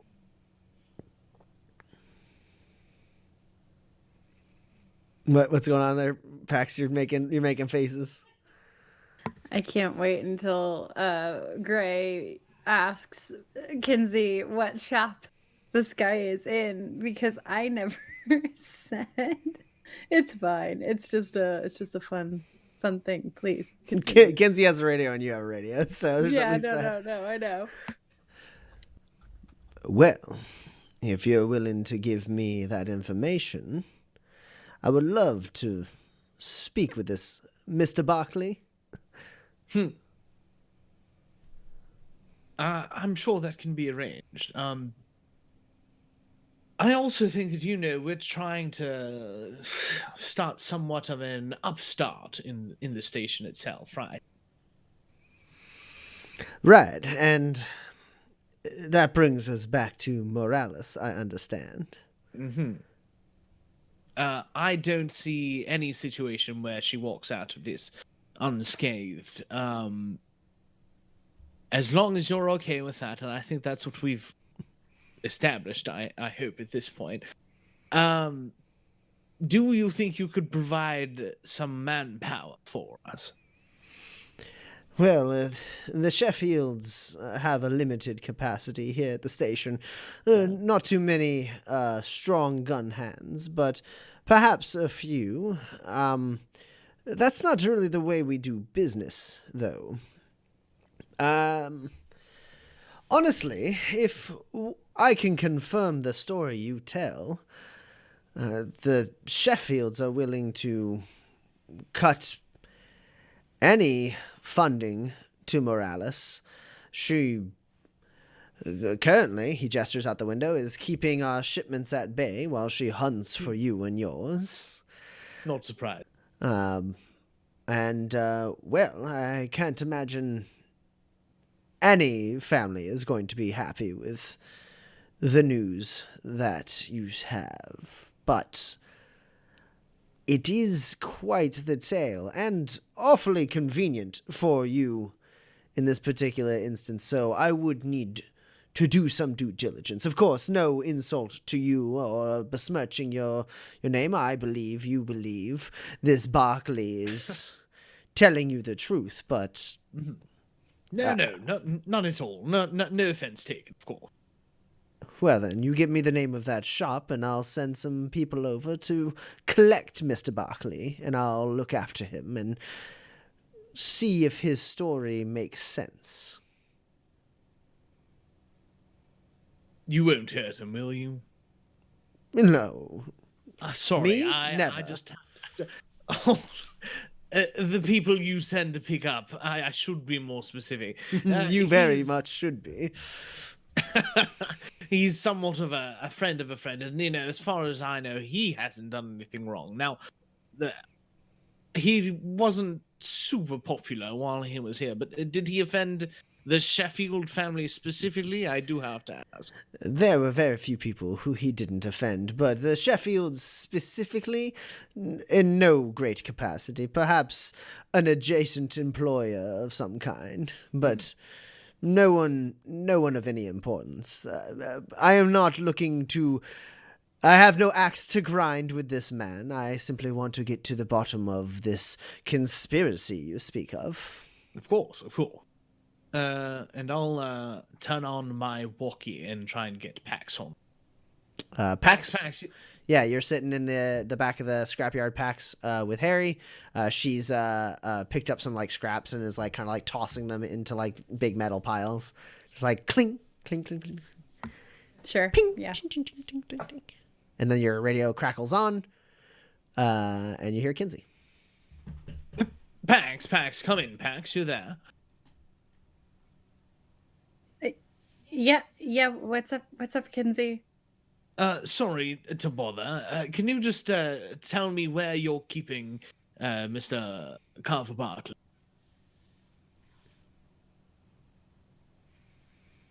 No. Why? Well, we've got to confirm the story with our friend Mr. Foster. Say hello, Gray. Hello, Jane. Hi, Mr. Foster.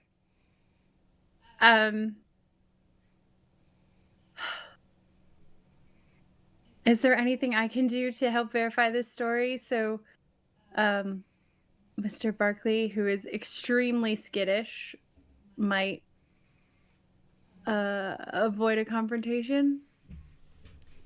Ah, I see. You believe my associates will scare him out of his hiding spot for the worse of everyone.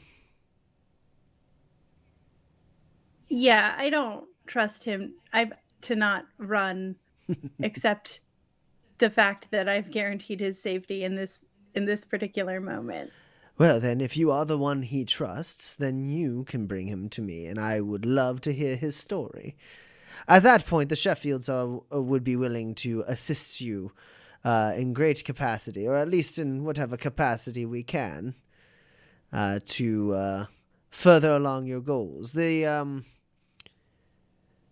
Sheffields have no interest in supporting a security chief who is here unlawfully, that of course we are upstanding business people of the Badlands.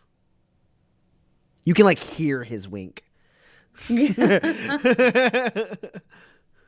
Of course. It may take me some time to get him to you. Could Ken stay with you until I can move him in your direction? Well, I would never say no to that. Ken is quite good company. Ken, would you like to reside over the balcony? The view at night is fantastic, even with the planes soaring overhead. I'd love to. Fantastic. I have a few games out there we can play, and I'll keep your good friend Ken safe and sound while we wait for you, Pax. Wonderful. Thank you, Mr. Foster. I'll be as quick as I can. Right. Well, don't you know better than I how little time you may have. Mm-hmm. Thanks. See you soon. Lovely girl. To be fair, isn't she that? Please, grab the bottle and let us go enjoy the view. And he leads you out there. He's got like the balcony does like kind of wrap around a little bit. The view is immaculate. There's still enough like sunlight in the sky, kind of making it like a deep purple color.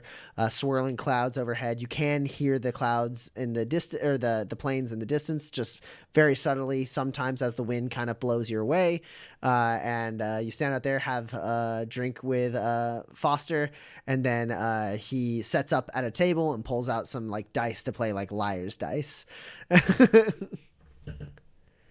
We'll start with this, and then perhaps some cards, and then if it goes too long, we may even resign to five-finger fillet. Well, you think you could beat me at that? I mean, I trust those hands, but I'm not bad with the knife. Well, let's see how good you are at fibbing. And he rolls some dice, slaps his cup on it, and you guys play some games on the balcony while drinking very fine whiskey. Pour five.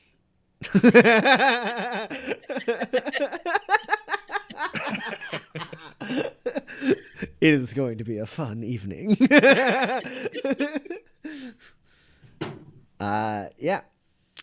Pax, you're sitting there. Harry's kind of watching. She goes, "Everything all right?" Yeah, everything's fine. You don't need me to tell you that Kinsey's in. Yeah, no, I know. All right. But if you're able, Everything's fine. yeah. And then you hear as like a gate opens and closes, and Harry like drops like her like scrap metal that she's been playing with and like kind of wipes her hands clean and moves over nearby you. And as the like clouds part and the twin moons of Manifest kind of float overhead, lighting up the scrapyard, you see as 4 people who are not Salem Bahara walk into the clearing, and then behind them, Salem Bahara walks in a very nice coat with like kind of a fur-lined collar, as it has a slight chill to the evening. And he walks up, hands gloved in like dark leather, and he regards you and Harry. He gives Harry like a small smile. And that's where we're going to take a break. Oh my god. It's going well so far. This is great. Everything's fine. Everything is fine. Roland is napping. Everything is fine. Roland is napping, and people are talking to representatives of the family. What can go Everything after wrong? specifically saying Kinsey, we have to stay in the bar. Perfect. So we are going to take a 10-minute break. So we'll see you guys around 9:56, it looks like, Central Time. So we'll be back on shortly. Go refresh your drinks, use the restroom, and speculate on what terrible things might befall Kinsey and Pax while Roland is asleep. I'm a wizard and I ran out of spell slots. All right, we'll see you all soon.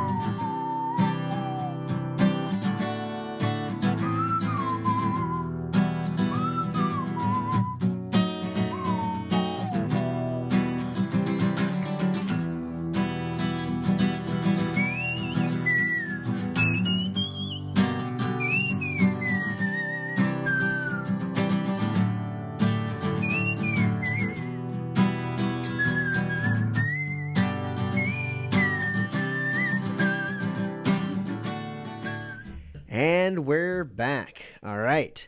When we last left our three drifters, Roland was asleep. Kinsey was hanging out with Gray Foster, and it's totally fine, and Kinsey's not in any danger. Gray Foster's just waiting for Pax to bring Carver Barkley to his home. And Pax is in the scrapyard with Harry, and Salem Bahara just showed up with an entourage of family members. And he steps up, gives Harry a little bit of a smile, looks to you, Pax, and says, "What have you brought me?"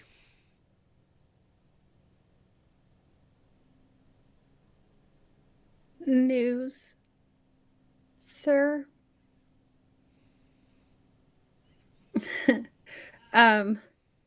So I went looking for the proof that you require, and I found something else, and I thought that it would be important for me to tell you and not wait.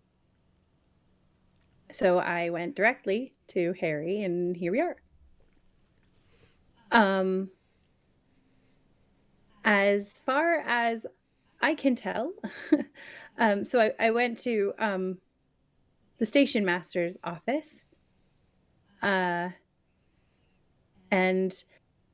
when I got there, I found the station master. And at first I thought that he was going to try and shoot me or something, but instead he begged me to save him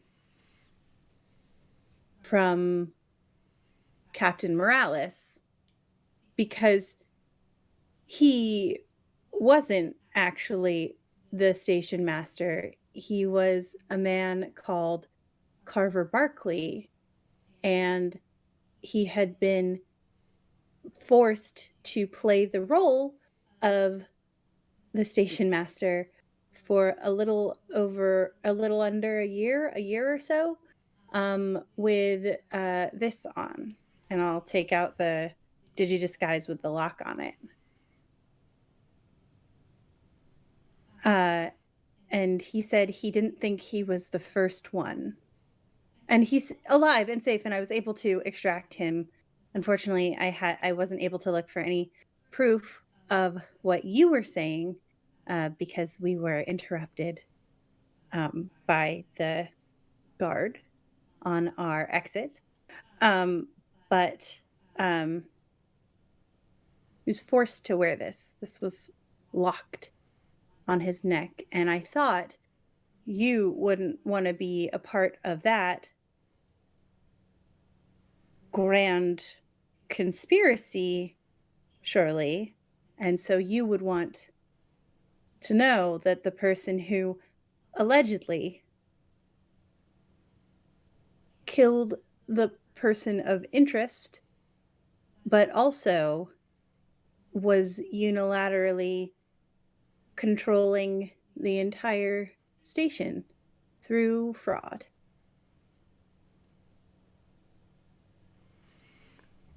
Without saying anything, Salem looks over to one of his people, and, like, gives a nod, and this large man approaches you. Sure. Steps up. He's about as tall as Kinsey, very, very, like, muscular.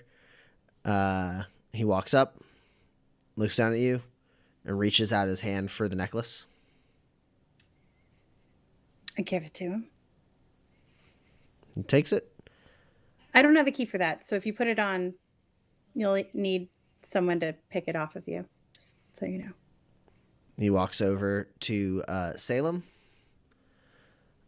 Salem takes the necklace, latches it shut, and, like, in his hands, observes it a little bit, flicks on, like, kind of, like, holds it at an angle, flicks it on, sees, like, the lights, like, kind of, like, come up, and you see, like, little form, like it's like trying to find a face to paint Eddie Copeland's face on, but it can't. So it like just kind of like shows like flashes of Copeland's face, and then like digitizes down again, and like lets off. He looks at it some more, thinks for a second, and goes, "Where is this Barkley now?" I have him secreted away in a space that I am confident he has not been found. And what has he told you? That he had some gambling debts, and that Moralis used those incidents to convince or coerce, I'm not sure, the way he tells it, it's coerce him to take on the role of station master, and he's been locked in his apartments, plied with drug and drink and goes out occasionally at the behest of Moralis to do what she says, but is a captive. And he is afraid that she was tiring of him and was looking for another person to take on the role. And he was sure that there were people before him. He like steps over to one of his other people, hands them the necklace, and they put the necklace in their jacket, like pocketing it in an inside jacket. And he turns back to you and goes, "And who else knows about Carver Barkley's story?" Currently,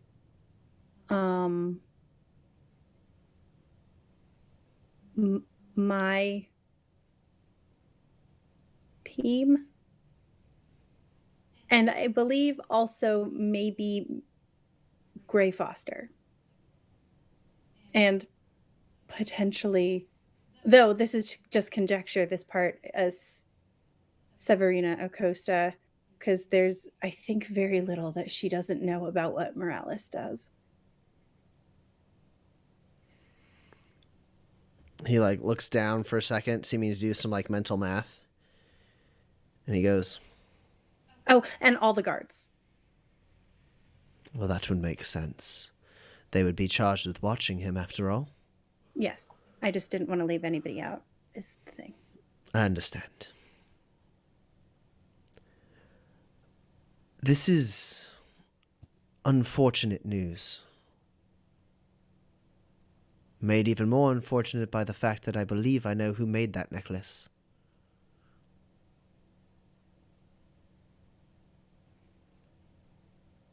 Oh? Why did you feel the need to involve Gray Foster in this little secret?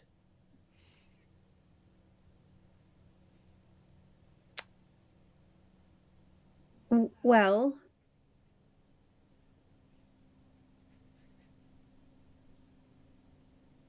we're desperate.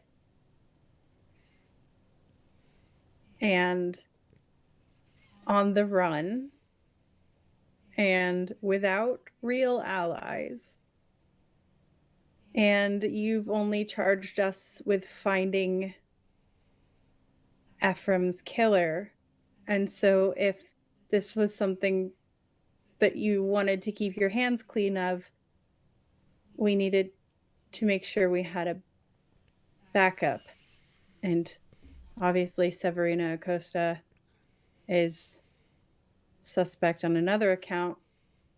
So we had the option of Gray Foster or calling in a judge or a sheriff, and that would potentially be very bad for my friends in particular. "I understand," and he says, and he approaches you gently. He goes, "You've done right to come to me. What arrangement do you have with Foster? That if we can to keep him in the loop so that he has information, and he contacted me and has my friend, and he would like Carver Barkley. I see. Well, he's beginning to reveal his true colors faster than I would expect. Yes. Mr. Foster is, as I believe you have discerned, one for double talk and difficult to trust. You should not let go of those instincts. He is a self-serving, opportunistic man. But then, very few in my line of work stand apart from that description. As for Mr. Barkley, I'd very much like to speak to him. I can keep him safe, and if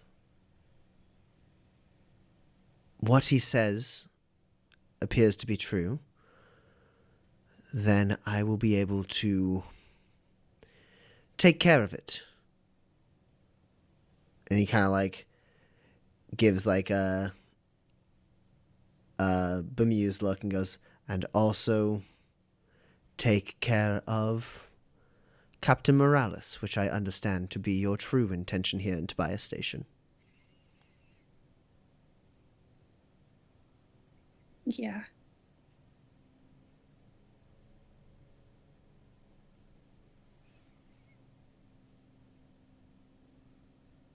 I'll do whatever,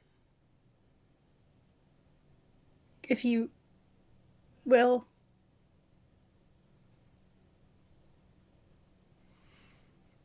The Canoons can do a great deal here. And a settlement without a state official is a lawless town. Meaning any business we do here loses the veneer of legitimacy. You understand? Yes. Now, this is useful information and obviously something we need to work together on. So for the time being, I understand if it takes priority over our previous arrangement. That being said, I do expect delivery on that. Yeah. I mean, that's why I was going. Part of the reason why I was going to the station master's office to begin with, we found this ledger, but I don't know what happened. We might still have it. I don't, but we hadn't deciphered it, and so we didn't want to bring it to you without. Anyway, I thought I could find the code maybe there or something. I haven't forgotten, basically. I understand. Now, are you and your friends safe? I could provide secure locations for you to stay. May even be in your best interest to leave Tobias Station for some time while this gets sorted out.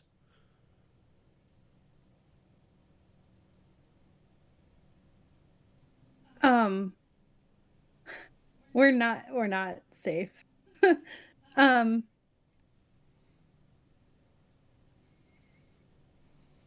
We're not. But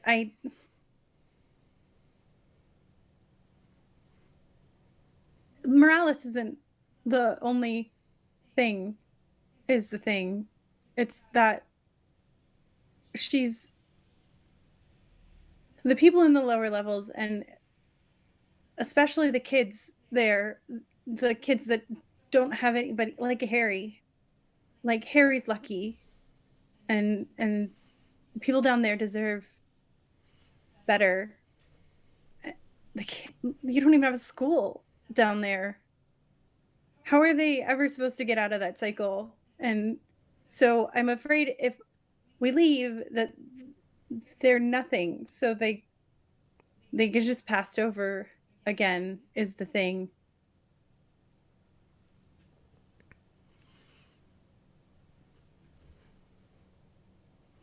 Why are you telling me this?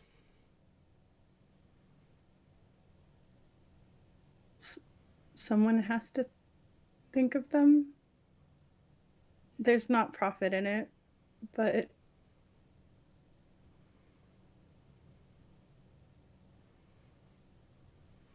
And you believe my employers, the family, would be interested in helping such a cause? I don't know. I know that there's a lot of kids who don't make the cut like Harry does and would be fodder. So I get it. There's no a pipeline to the family isn't necessarily the best thing for everybody. I just you gain so much profit here, and mostly just fear. You could do a lot if you maybe gave a little back. Well, things have been good for the families for some time now, about as long as I've been stationed here. What you tell me now, and the evidence you presented me,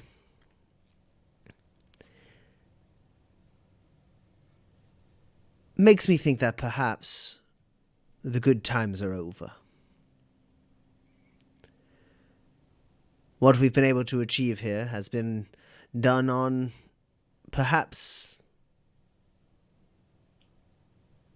illegitimate terms, something that the family tries to avoid. The best kind of business is the kind that is in fact legal. That's where the real money's at.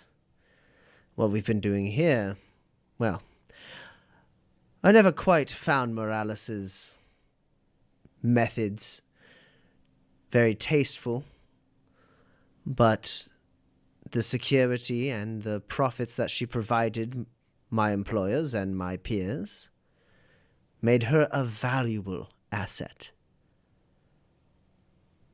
She is no longer valuable, if what you're telling me is true.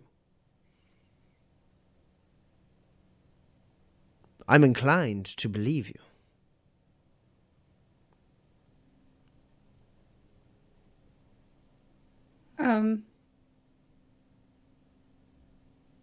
Well, if she's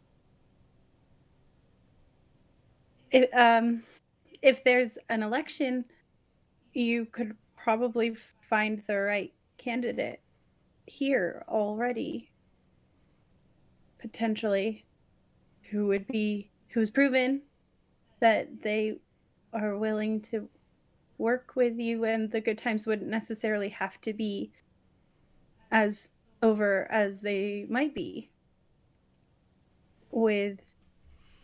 Are you throwing your hat in the ring? No. No, I know, but I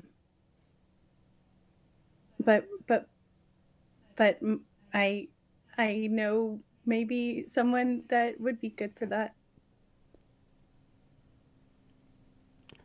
Well, nevertheless, a meeting of the families is in order, and the security of your friends and this Mr. Barkley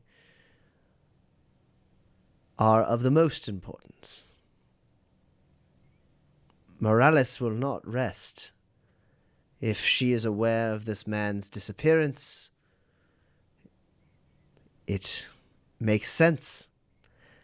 He looks up at like the planes like circling around. Makes sense why her behavior has been so erratic today. I don't think we have much time, but I don't think she has many options either. Now, is there anything else I need to know?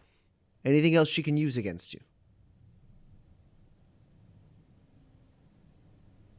Yes. Come on, then. Well, I don't know how much research you might have done, but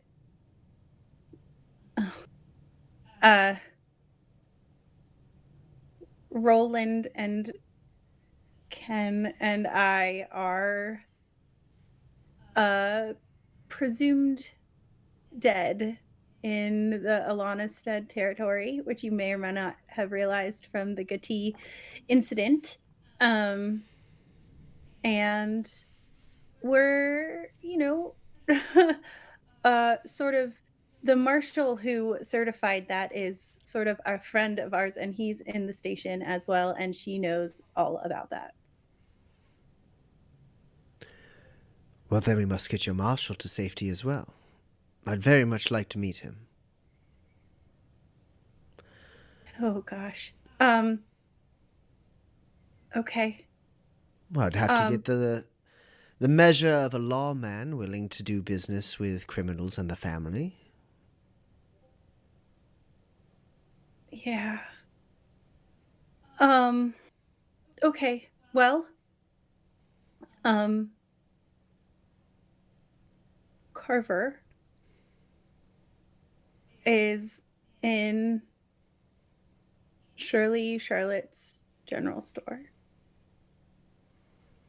And Marshal Yen is currently watching over all of the urchins of the lower levels in the penthouse of the hotel. And Roland is, I think, still at our bar. And Kinsey is in the safe company of Gray Foster.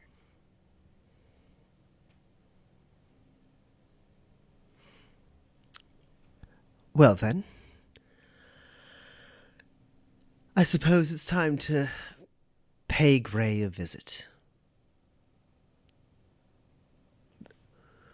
Do you need to collect Roland or Mr. Barkley yourself?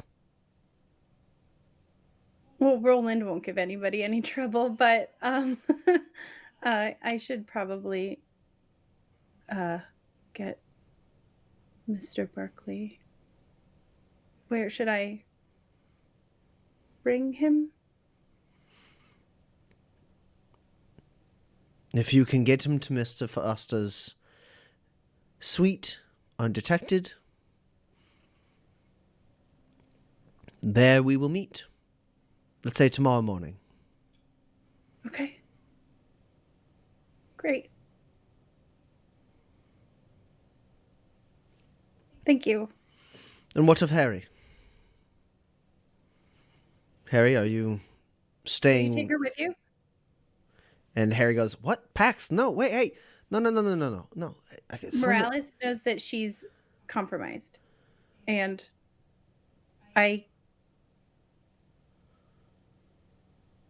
she's extremely capable. But to keep her safe, which I think you would want to do, I'm right here.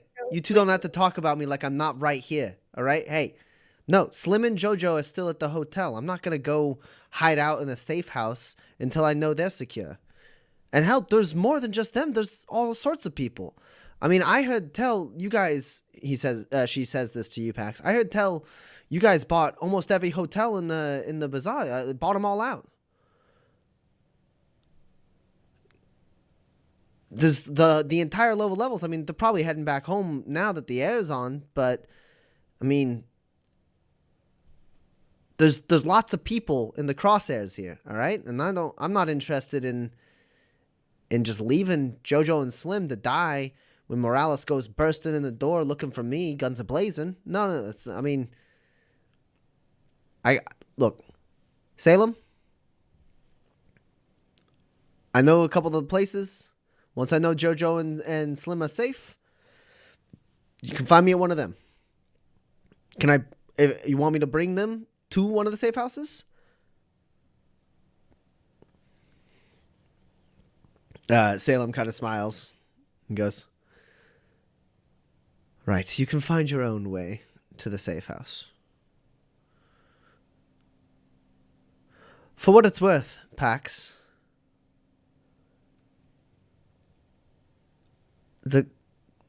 I myself, as a representative of the Canooms here, have not taken advantage of Moralis's program for the pathless youth.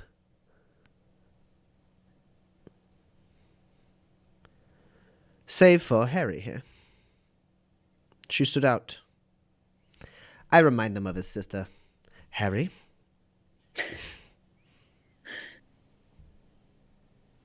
All right? I'm going to go get JoJo and Slim. Then we'll get somewhere safe, all right? We'll be fine, Pax. You saw, they ain't even showing my name. Or my face. They're going door to door looking for you three or four.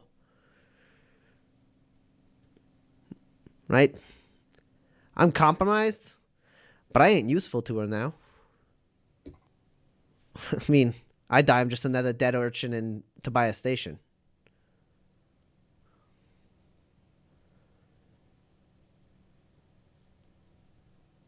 I'll be fine. You go get Clown Barkley or whatever his name is. Yeah, that's about right.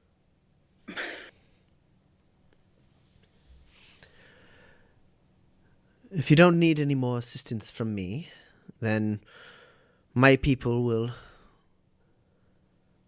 see to it that those affected by the displacement of the lower levels are more or less taken care of.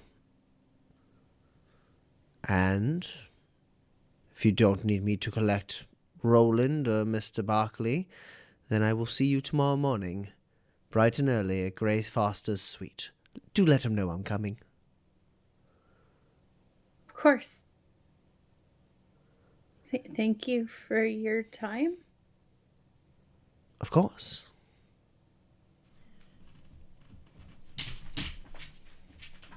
And he nods to his people some more, and as he's about to leave, he stops for a second and goes, I suppose there's one more thing, Pax. My familiarity with this device, the necklace you discovered. Let's keep that between us for now. Of course. Excellent. Do be safe. Yes, sir.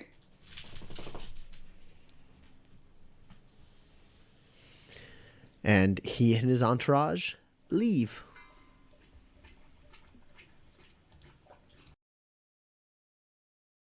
I sit down. You all right? Yeah. Yeah, I'm fine. Everything is fine. This is fine.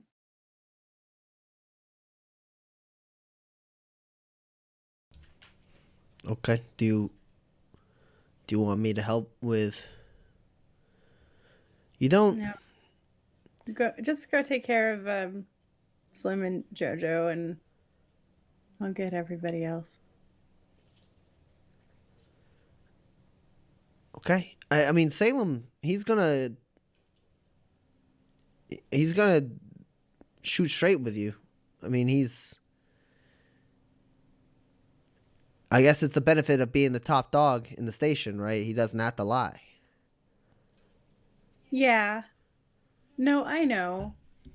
There's sort of like this thing where you lie for so long that when you tell the truth, it hurts. And telling almost all the truth is a lot.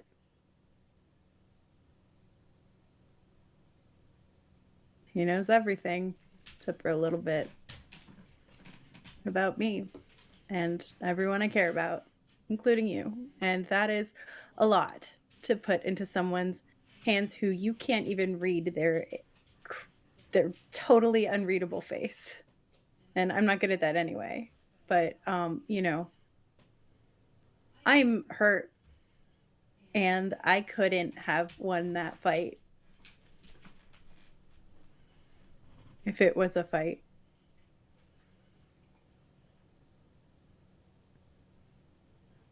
But it's worth it because it helps everyone, I think. I mean, it sounds like Moralis is on their way out. I mean, that's good news. Yeah, the thing is that when you back somebody into a corner and they've got no options left, everything is on the table. Yeah, I mean, but what's she gonna do, right? She can't take on all of the families, and I mean, you and Kinsey and I guess Roland. No, but she could take on one. She could point the finger at one person. What, Hamish?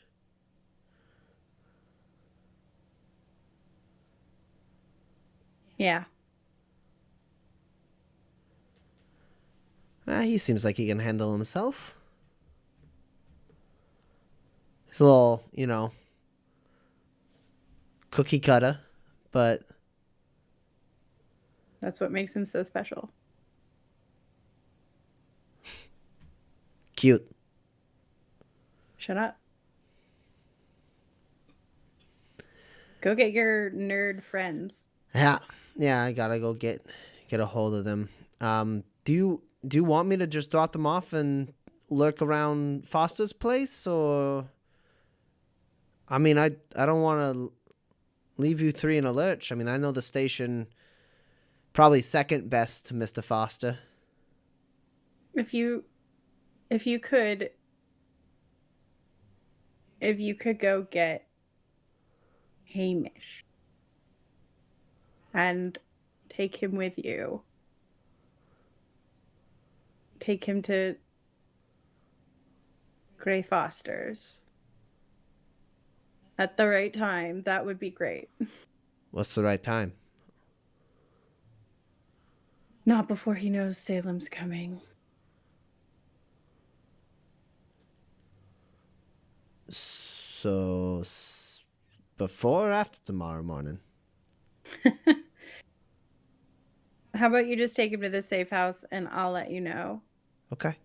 Well, if there's anything you need me to do, me and any of my people, I mean, Slim seems like he's on the recovery. If you need us, I mean, we're useful. There's a lot of us. We got eyes everywhere. I mean, a little discounted, and I got to keep my head low. But the rest of them, they can lie to Moralis.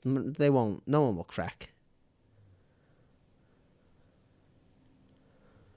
You don't. Harry, I really appreciate that. The whole point of us even being here is so that you guys don't have to do that. So that you guys can be kids.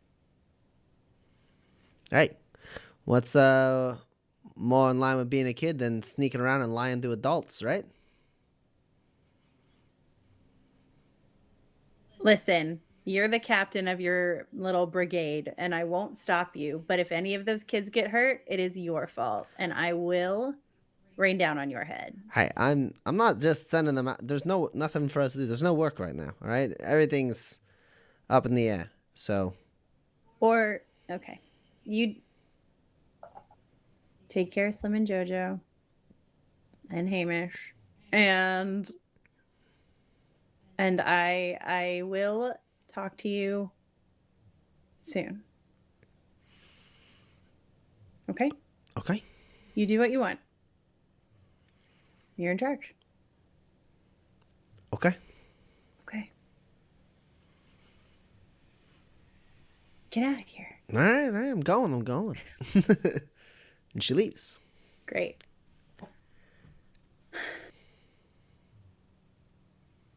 Um,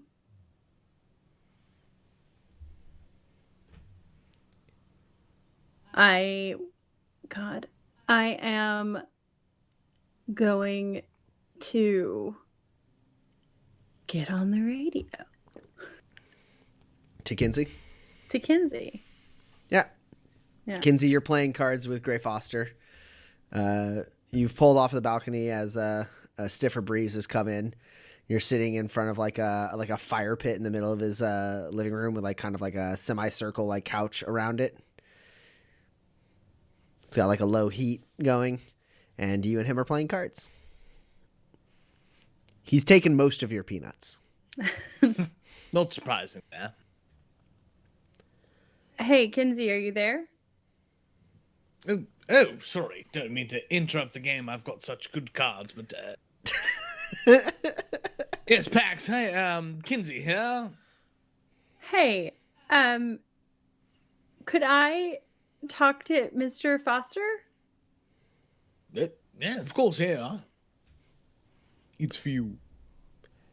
Hello, Jane. Hi, Mr. Foster.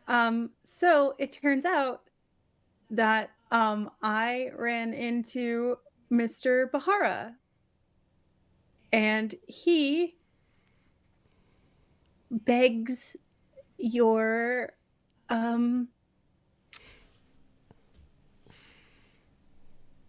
goodwill, and he would like to wonders if you could just keep Kinsey nice and safe till the morning when he comes to visit. I cannot help but notice that that sentence never mentioned the name Carver Barkley. Yeah. Well, good news. Carver Berkeley is also coming in the morning with Mr. Bahara. So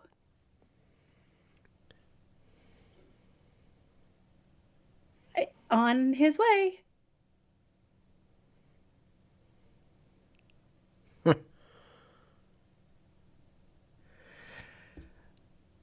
Well, from my limited experience with Salem Bahara, he begs nothing of anyone. Yeah, it was more, yeah. Mm-hmm. And you just so happened to bump into him on your way to fetch Carver Barkley? Well, an associate of his happens to be a good friend of ours, and they were sort of also apprised of the situation, and there was a meeting. Oh my, what a interesting 24 hours it has been in Tobias Station.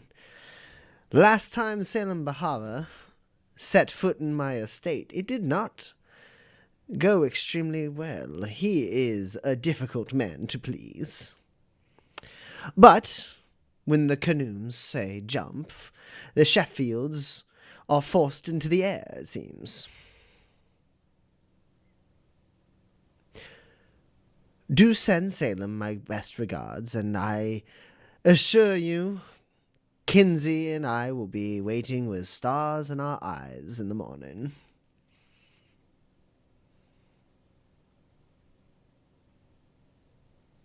Thank you. He like gestures like for you to move the radio away from him. Like he like kind of like brushes it away from himself. See you soon, Pax. And say hello to Mr. Bahara for me. Very kind of him to inquire about.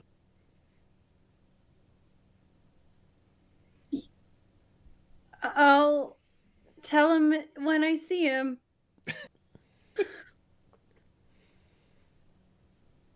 All right, I've got a game to win. Goodbye now.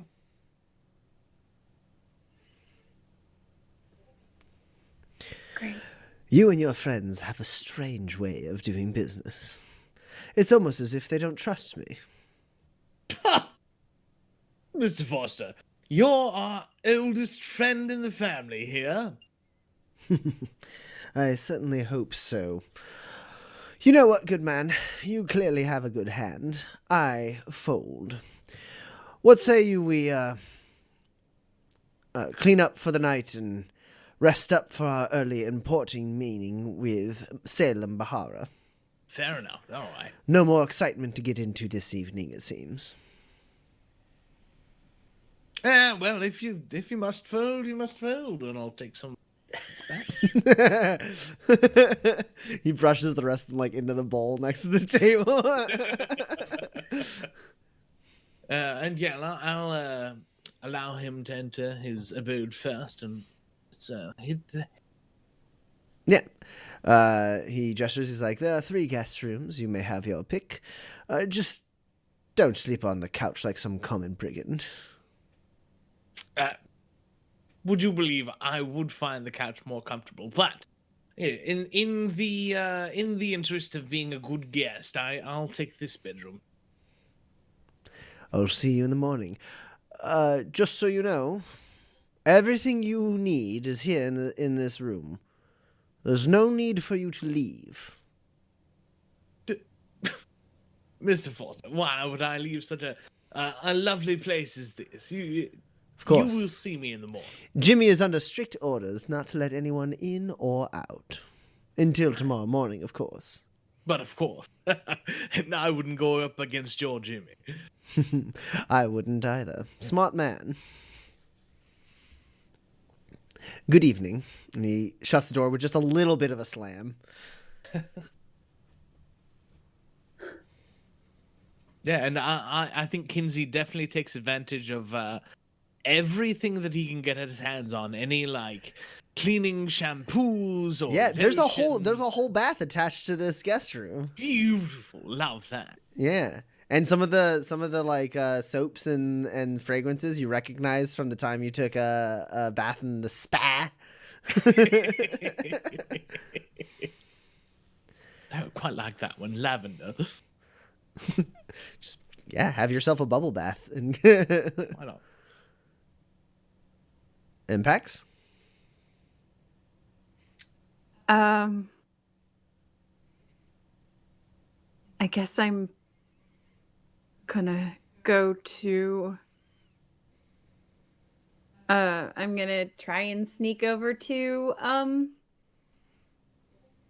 the bar, I guess. Okay. Go ahead and roll sneak for me. There are plenty of security patrols around.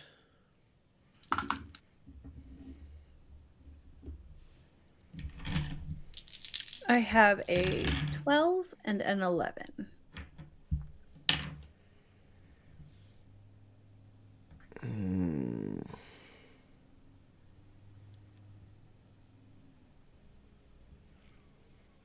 Yeah, I suppose I only have a 6. I could do a few grit shenanigans to have a much better roll, but I don't think it's worth it. Okay, sure.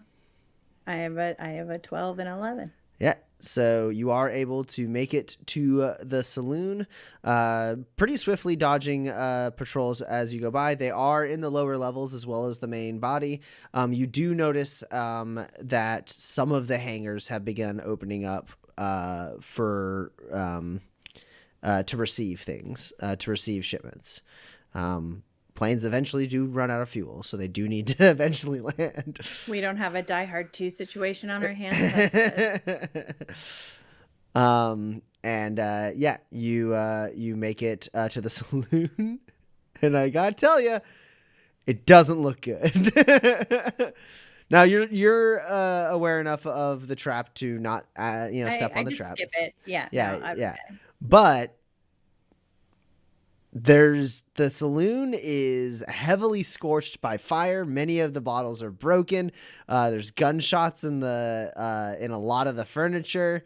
But most notably, there's a lot of fire. You also see the glass around the carnivorous Drosera tree is broken, and as you walk in, like those like leaves open up slowly, revealing those long, thin, like sticky little like you're not even that close to it, but it does, like, in reaction to you just being around, just like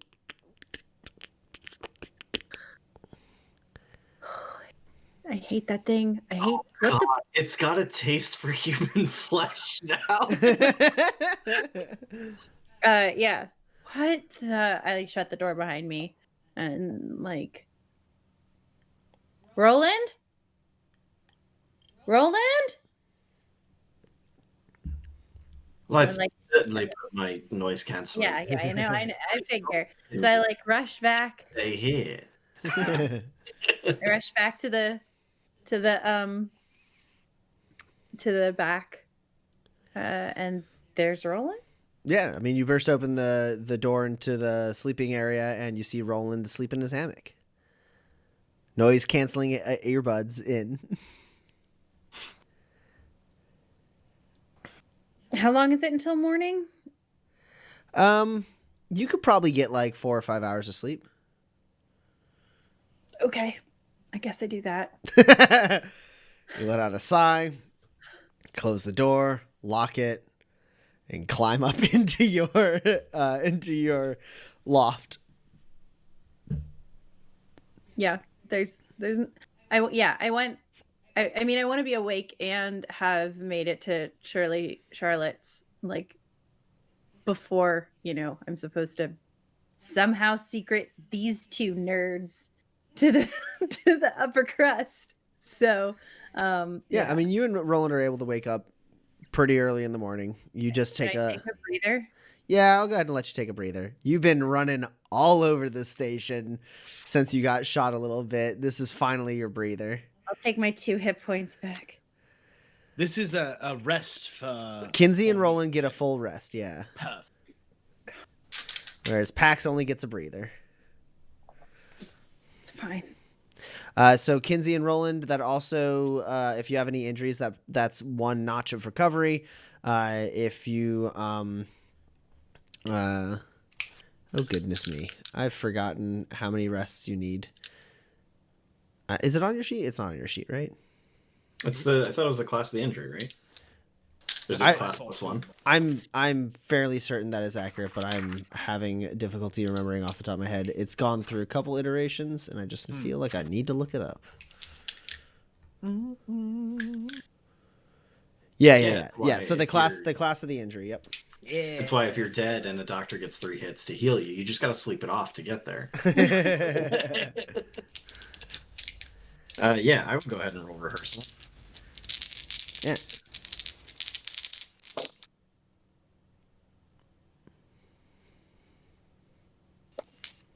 Yeah, so Pax, you wake up, and Roland is actually laying in his hammock, seemingly reading a book, but definitely just like playing out social scenarios in his head as he prepares for the day. It's like The Sims. I will spend 2 grit to play to the gallery to count this 14, which then explodes. All right. Oh, Cool.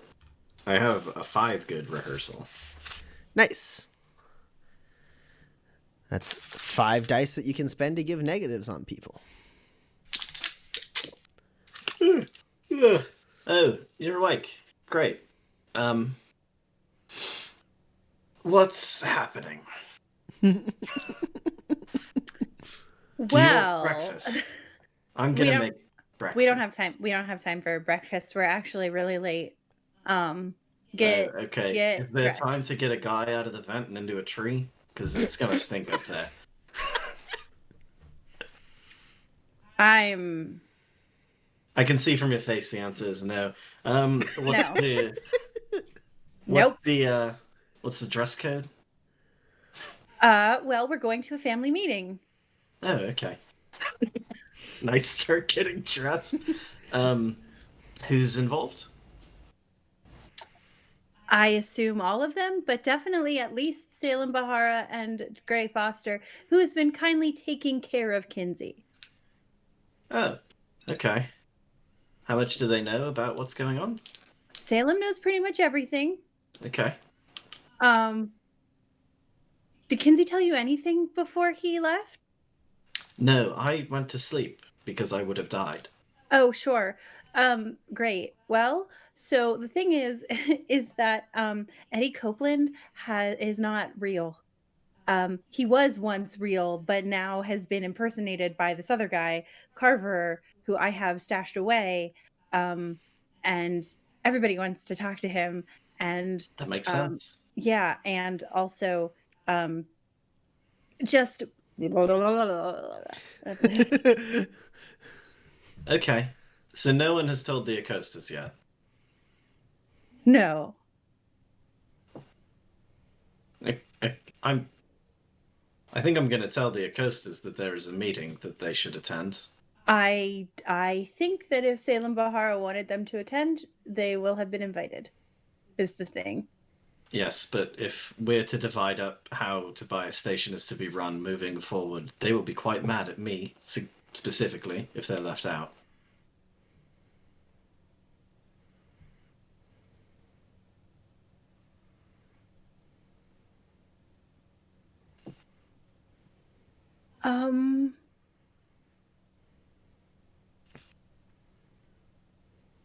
Okay.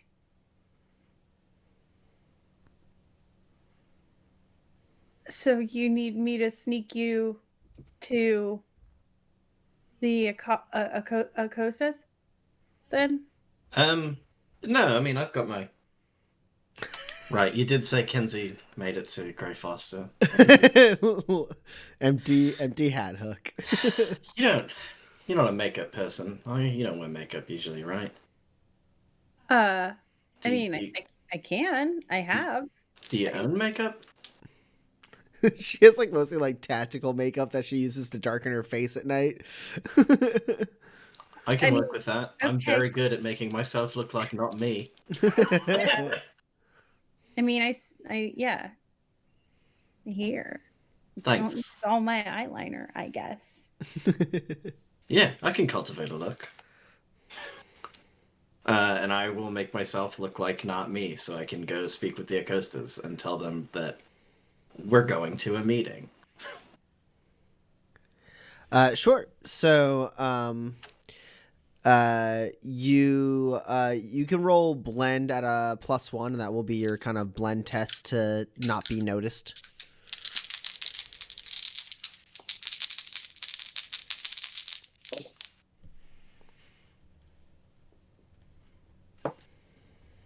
I have 5 hits. Okay, what's your highest? It's a 12. Okay.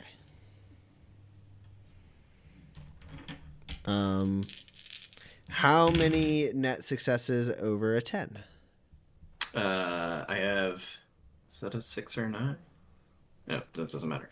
2. I have 2 over 10. Okay, cool. Yeah. So Roland does a little bit of makeup, does his hair a little different, puts on a different hat that he has, changes his outfit a little bit, and at a glance he doesn't quite look like himself. At a close inspection, it obviously won't hold up to scrutiny if he gets if a guard's like, "Hey, you over there, let me ask you a question real quick." Then they'll look at him and go, "Oh wait, you're Roland, the guy we're looking for." That's what the smoke bomb's for. but as far as just getting through the station as a face in the crowd, you feel pretty set. Great. So you're gonna get Carver. I'm gonna get the Acostas. We'll show up. We'll decide the future of Tobias Station in the penthouse of the Pearl. Seems sort of fitting. Also, Yep. Really, is there time to get a guy out of the vent and into the tree? Because I'm not doing that. okay, it's gonna stink when we come back. Just be prepared.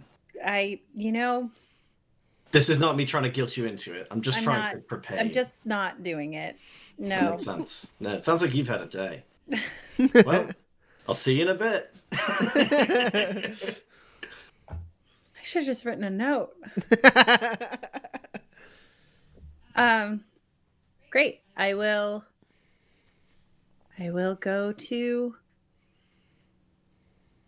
gear up and then I will go to Shirley's. Shirley's. Yeah. You rolled 3 successes on your last roll, right? So, or maybe it was 2. You've rolled successes enough at sneaking around. I'm going to let you get to Shirley Charlotte's. Great. It's not going to be hard until you have Carver with you anyways. So Yeah. you sneak your way on your own through the station. You get to Shirley Charlotte's after like having to do a little like of a weird route to avoid detection. You get there and then just ding, ding, ding, ding, ding. How are we with you? And just Pax, dear. Thank goodness. I was beginning to wonder if you weren't going to be coming in. Oh, nope. Here now. Thank you for taking care of my stuff. Yeah, he's out back. He's in the back in the stockroom sleeping. Snores quite something awful. Oh, I'm so sorry about that. Well, I'm just happy to help out. You've been a very, very kind young woman, and if you need me to hide your runaway friend for a night, that's the least I can do. Thank you so much, and I can't wait to come back here again under a little bit less stress. Right, and hopefully without that waste of space that back there. That too. I asked him to sweep that corner back there about 7 times. And he finally pushed some dirt around with a broom. That ain't sweeping. I told him it wasn't sweeping. He didn't seem to understand the difference. And I just gave up. I will come and sweep that corner as soon as I'm free. Oh, please, bless your heart. It's going to be fine. I can take care of it myself. You go ahead and get that son bitch out of here, though. You got it. All right. Yeah, and I will go get Carver. He's like sprawled over like a couple crates that it's made like a makeshift bed. Carver. What? Oh, It's time to go. what Are you time ready? is it? What? Morning. Let's go. So early. Yes, morning tends to be the early part of the day. Let's go. We're leaving the station? No. Come on. What? All right. Is there time for breakfast? I'm starving. No. There's no. Nobody gets breakfast today. Jeez. All right. Where are we going? The upper crust. Say what? That's the wrong But direction. We should be going down the stairs and out of the station. The stables is completely and totally guarded. The only way out is up. What, you think we're just going to jump off the side of the mesa? You're crazy. Did it yesterday, so we might try it again. He looks at you for a second longer. All right. Fine. Listen, Carver, here's the thing. You are very important to me. Very important. So I want you to know that I am really thankful for your cooperation, but I have had a crazy day trying to make sure that you stay safe. So don't mess this up. You're not that important to me. Oh, you sound a lot like Moralis there. Well, she asked you to sweep 7 times and you didn't. What? And she's a very good friend of mine. I who did. a I got lot- the broom. She said when I swept, It wasn't sweeping. And that don't make no sense. When you push stuff around with a broom, that's what sweeping is. All right, lead the way. Okay. And we will sneak again. Yeah, roll that sneak at a -3. All right. I have follow my lead. So he can, if he's rolling, he can roll better or something. I'm just giving you a -3. Okay, great. Because you have follow my lead, you being at a -3 is better than him rolling dice. Sure. The other thing is, if at any point I can have him continue on. Like if I roll bad, I'd be all about me getting caught and not him. Sure, if sure. that's possible. Well, we'll see what you're able to achieve. Yeah, I don't know. Oh no. Well. Yowzer. That's not great.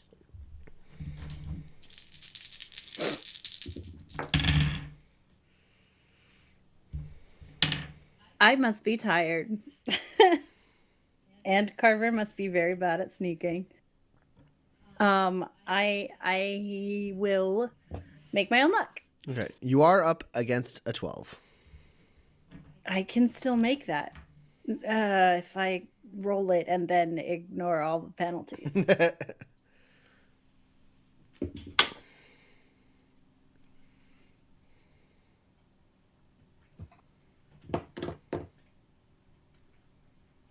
I have an 11. And I spend grit to count that 11. Okay. It explodes. Sure. Nah, that's it. I have an 11. Okay. So you mentioned that if push came to shove, you wanted to get caught instead of Carver. Yeah. Okay. They did only get one net success over you because you're the aggressor, and they rolled an 11 and a 12. So you knock out the 11 with your 11. The 12 is all that remains. So they get a partial success over you. Because specifically you said if it came down to it, you wanted to get caught. The partial of that success is they will only capture. Capture. We'll see what happens. Yeah. But they only get, like, Carver gets away. So Sure. way. Oh. I'd like to have told him where we were going, like our destination. Yeah. Okay. So you get to the upper crust. You sneak with him at your side to the upper crust, and then you start doing this kind of thing where you're not super familiar with the lay of the land, so you like kind of like have him like work on the outside of the mesa while you work on the like down like the main road. As you're trying to like keep up and like keep an eye out, and you're like telling him we're going to the Pearl. Maybe you don't tell him. Not who we're meeting or anything like that. Like, I'll tell him that there should be a girl called Harry lurking around if like we get separated, to find her. Mm-hmm. Maybe that's probably good, because I feel like Harry's not going to listen to me and show up anyway. So yeah, you tell him you're going to the Pearl, to the top suite of the Pearl. He's like, who lives up there? I feel like I should know. And then you're like, get a move on. And then, yeah. And you kind of like split a little bit. He's like trying to keep pace with you.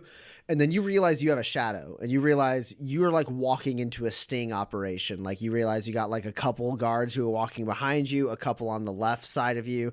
You notice a couple down the way, and you realize that in this moment, if you split off and go a different way, they'll follow you that way, and Carver will be able to make the rest of the way himself. Yep. I do that. Okay. So you split off, and they start like tightening the noose around you.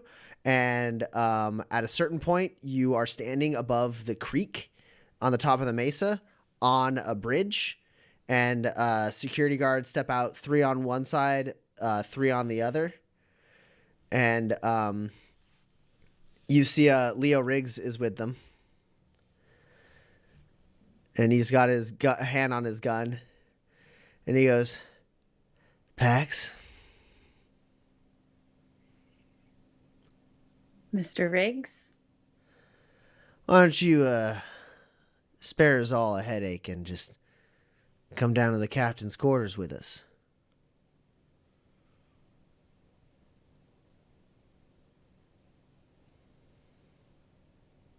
How close is the end of this stream to the edge? How close do you want it to be? Not very. It's not very.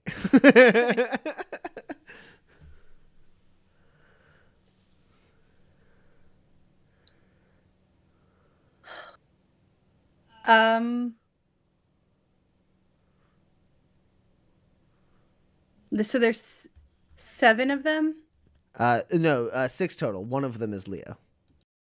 That's not much better.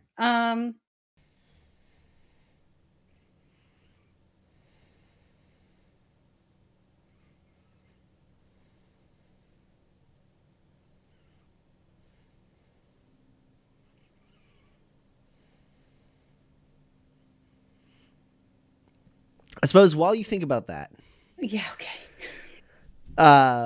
Roland, you're able to get to the Acostas, and you're, for the sake of brevity, you're able to talk your way past the, like, convince the guards, like, It's me. You remember. it's me, this is it, hey Sylvester, you know, like See you. How's the family?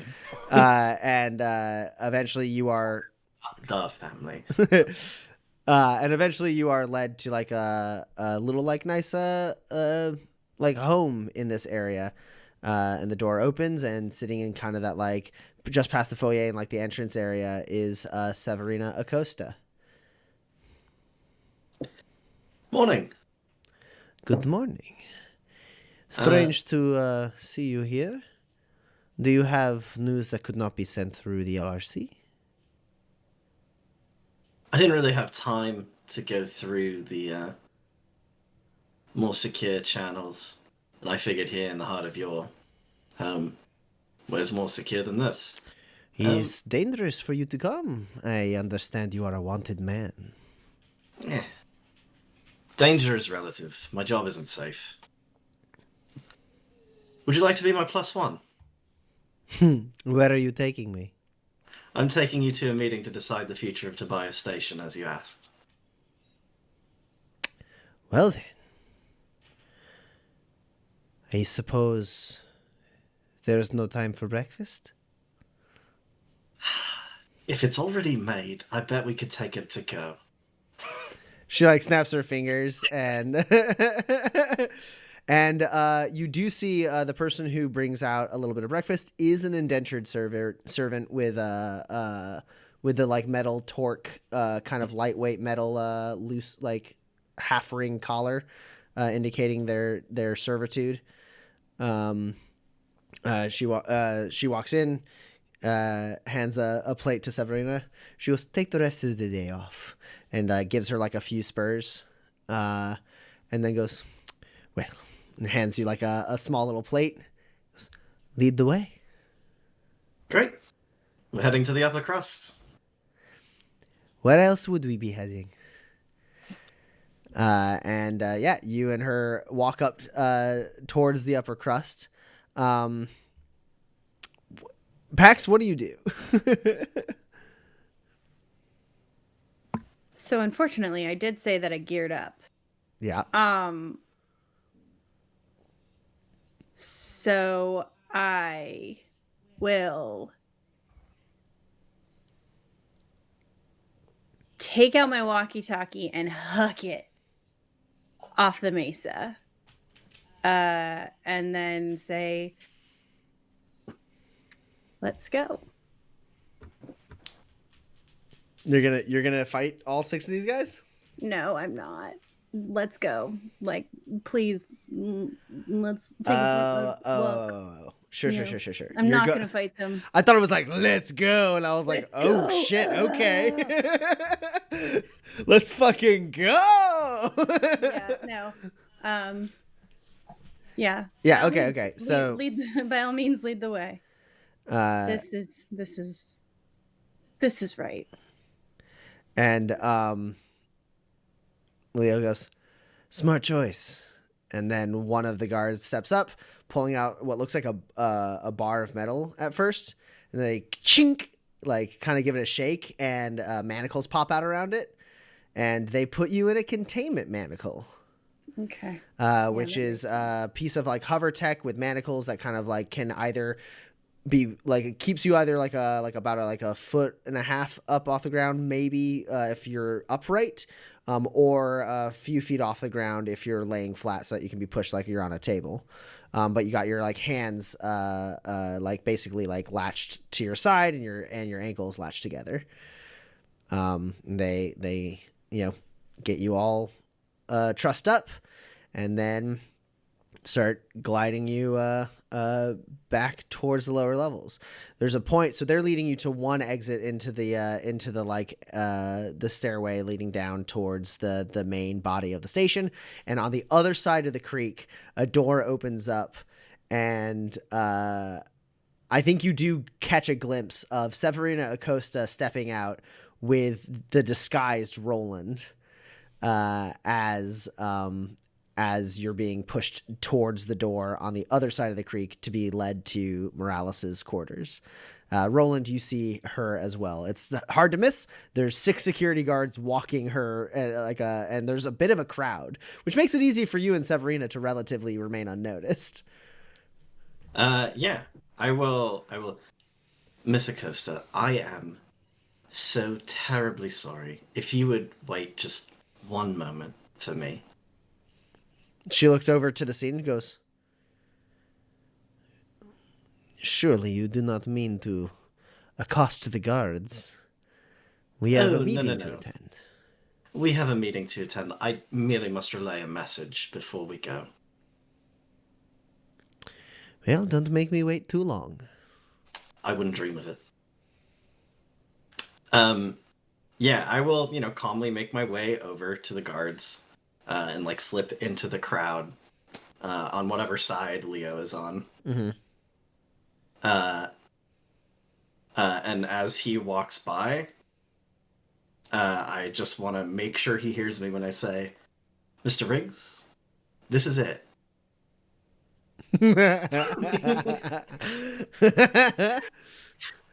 He only stops stepping for a second. He's walking with everyone. You say his name and he straightens up, and his step slows down a little bit, and then you say, "This is it," and he regains pace and keeps walking. Okay. I slip back out of the crowd over to Severina. It was a very short message. Well, I find brevity is important in our line of work. As is... Oh no, I forgot the word. Damn. As is timeliness. Yes, of course. Punctuality. That's the word I wanted. Please. Let's go decide the fate of the station. And I lead the way to the pole of the station. You step in, and as you do, you see... Oh, as we get up there, I take out a handkerchief and I just... Sure, clean off your face. I just throw it into the creek. And as you step in, you see in there... there's a person, one of the attendants is talking to a large man with bushy eyebrows, who's like, I don't understand. I'm invited to I was going to the top suite. My chauffeur. You must be Mr. Barkley, the man I'm here to see. Yeah, yes. I walk past him to talk to the person at the front desk. I'm so sorry for my associate. He does not get up here very much. We're here to see Mr. Foster. Mr. Foster was saying he was expecting some company. Your name? My name is Roland. Can I get you anything to drink? I would love a lemonade. All right, and for you, Mr. Costa. And she goes, put some rum in mine. And they don't address Carver when and they Probably get for the best. They get you a lemonade and with a drink for Severina, and they gesture for the stairs, and you and Severina start walking that way. Carver doesn't follow you at first. Carver? Yeah. Right. He's he recognizes Severina Acosta. He doesn't recognize you, but he is scared now that he realizes he is in a room with Severina Acosta. Don't worry, Carver. I'm friends with Pax. We're sure. He like his mouth is like so dry, like he really wants a drink of something, and you get to the elevator, and bing, shh, and there's a large woman standing there, looking at the three of you. James? She nods. Pleasure as always, Miss Acosta. And they step in, and Carver hesitates for just a second, but is at least good enough to realize he's supposed to step in the elevator as well. It's more like a hesitation of like, do I run? They're looking at me, and he and he steps in with you, and shh, the door closes. And that's where we're going to end tonight's session. First off, before I forget, all of you can have a grit for excellent roleplay. Also, all of you can have a grit for interesting, doing interesting things. I don't think I expected any of the things you guys did this session. You didn't We think were I all just finally gonna be together in the same room. You didn't God think damn I'd it. just take a nap?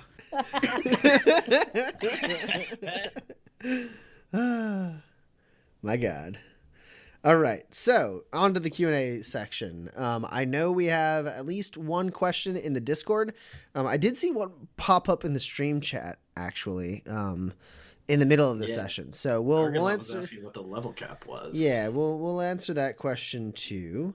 So we'll start with that one, I suppose. So yeah, They're all from Argalam. Argalam, I think.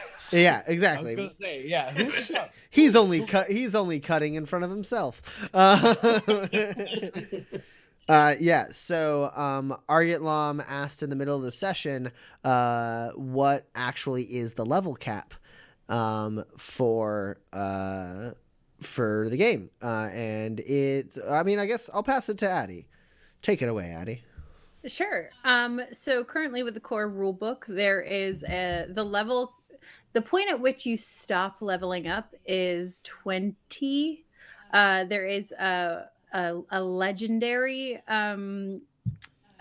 sort of like level beyond 20, but that will be for future content. But the last time you gain stats and abilities and stuff like that is 20. After that, if you continue to play, you can always be like switching and tweaking your character every time you would level up, to like streamline them to the point where you want them to be. But the actual numerical cap is, I think, like 450 points. Tell you actually. Yeah. XP points, which is 20, level 20. It's 445. 445. Yeah, That was so close. that's the max level XP right there. How much XP do you guys have currently? We are pretty high level at this point in this campaign. Before figuring out experience from this session, we have 417. Oh, getting there. Yeah, so as you might discern, these characters are about to become max level. But probably a few more. And yet I still couldn't get Carver Endland where he need, or Carver Barkley where he needed to be. Look, you have a lot of sneaking talents, but we all know your bread and butter is murdering things extremely fast. Listen, I'm so hurt. The problem really is that you had to roll dice, and sometimes dice don't roll the numbers you need. All right. And then the other question from Argatlam that he submitted through the Discord is one of his classic let's build these characters and manifest questions. He says, let's build a couple sci-fi bounty hunters. First up, Samus. I always forget if it's it's Iran, right? Iran? Yeah, Samus Aran, who is from the Metroid series. I played the ever-living shit out of Super Metroid on my old Nintendo. Good stuff. Yeah, you can definitely make Samus Aran. You need power armor, which is not that hard to do. And also the fun thing about power armor is it is allowed to take prosthetic mods like for like advanced prosthetics that like things like, you can get an advanced prosthetic arm that makes you stronger. Your power armor can just have that. So when you're wearing the power armor, you get the benefit of having like that kind of prosthetic thing. And one of the prosthetic mods that you can get is an internal gun. So you can have power armor that it has like a gun arm on it. Absolutely, for sure. You can make Samus around. You definitely would need either you probably need wall running. Like, I think the only thing you can't do is turn into a little ball and roll around. Yeah, I was gonna say. I mean, anyone can turn into a little ball and roll around. It's just like not very effective. Yeah. Yeah, I think one of her talent trees would probably be subtlety, so that she could get wall running for all the platforming she needs to do. And then, yeah, I also think she probably would. I was thinking about this question, and I think she might be Path of the Explorer. It feels about right. Yeah. You have triggers in Path of the Explorer that are like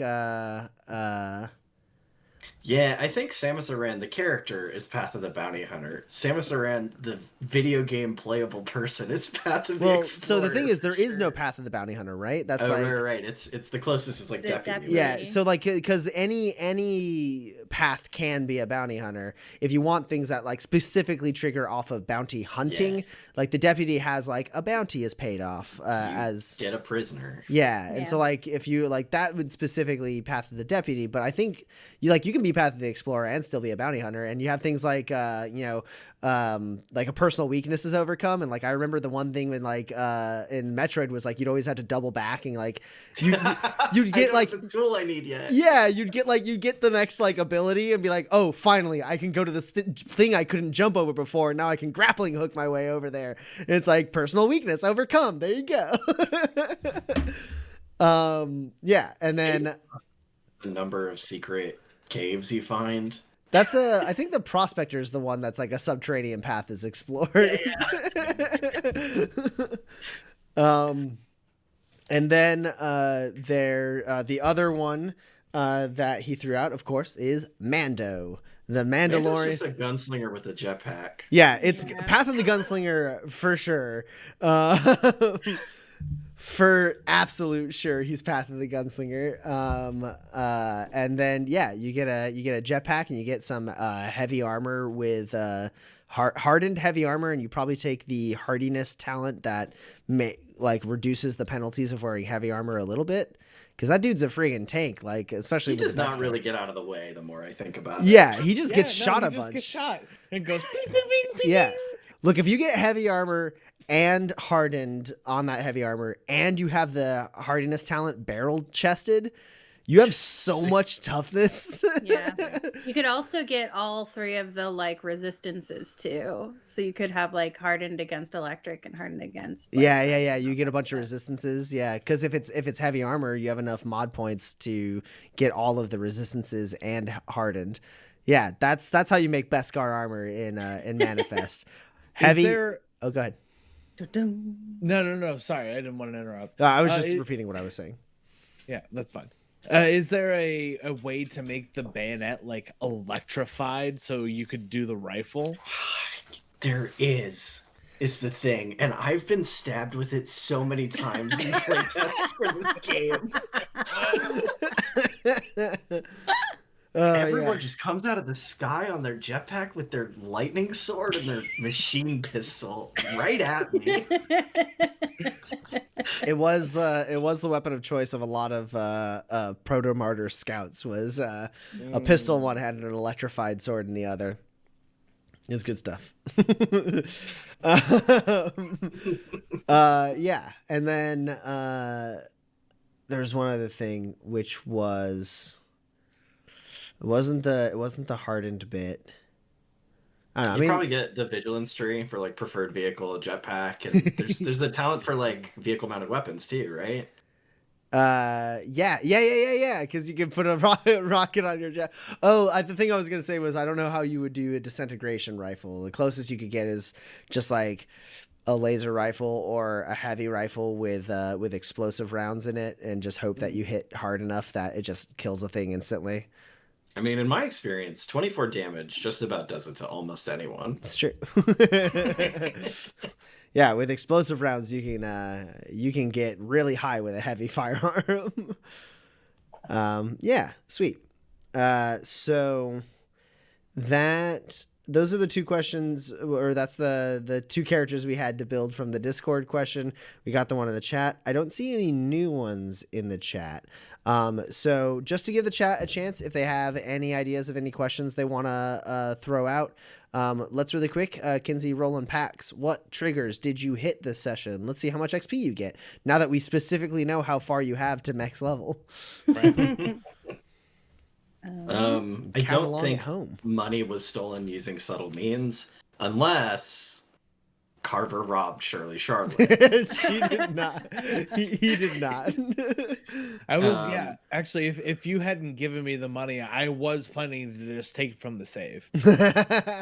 Too bad. It was given to you. It wasn't even. You wasn't can't even get really in good. that safe. Pax breaks that safe every day. That's right. That's true. I think a piece of gear was modified or repaired, because Kinsey had to repair the trap. Yeah.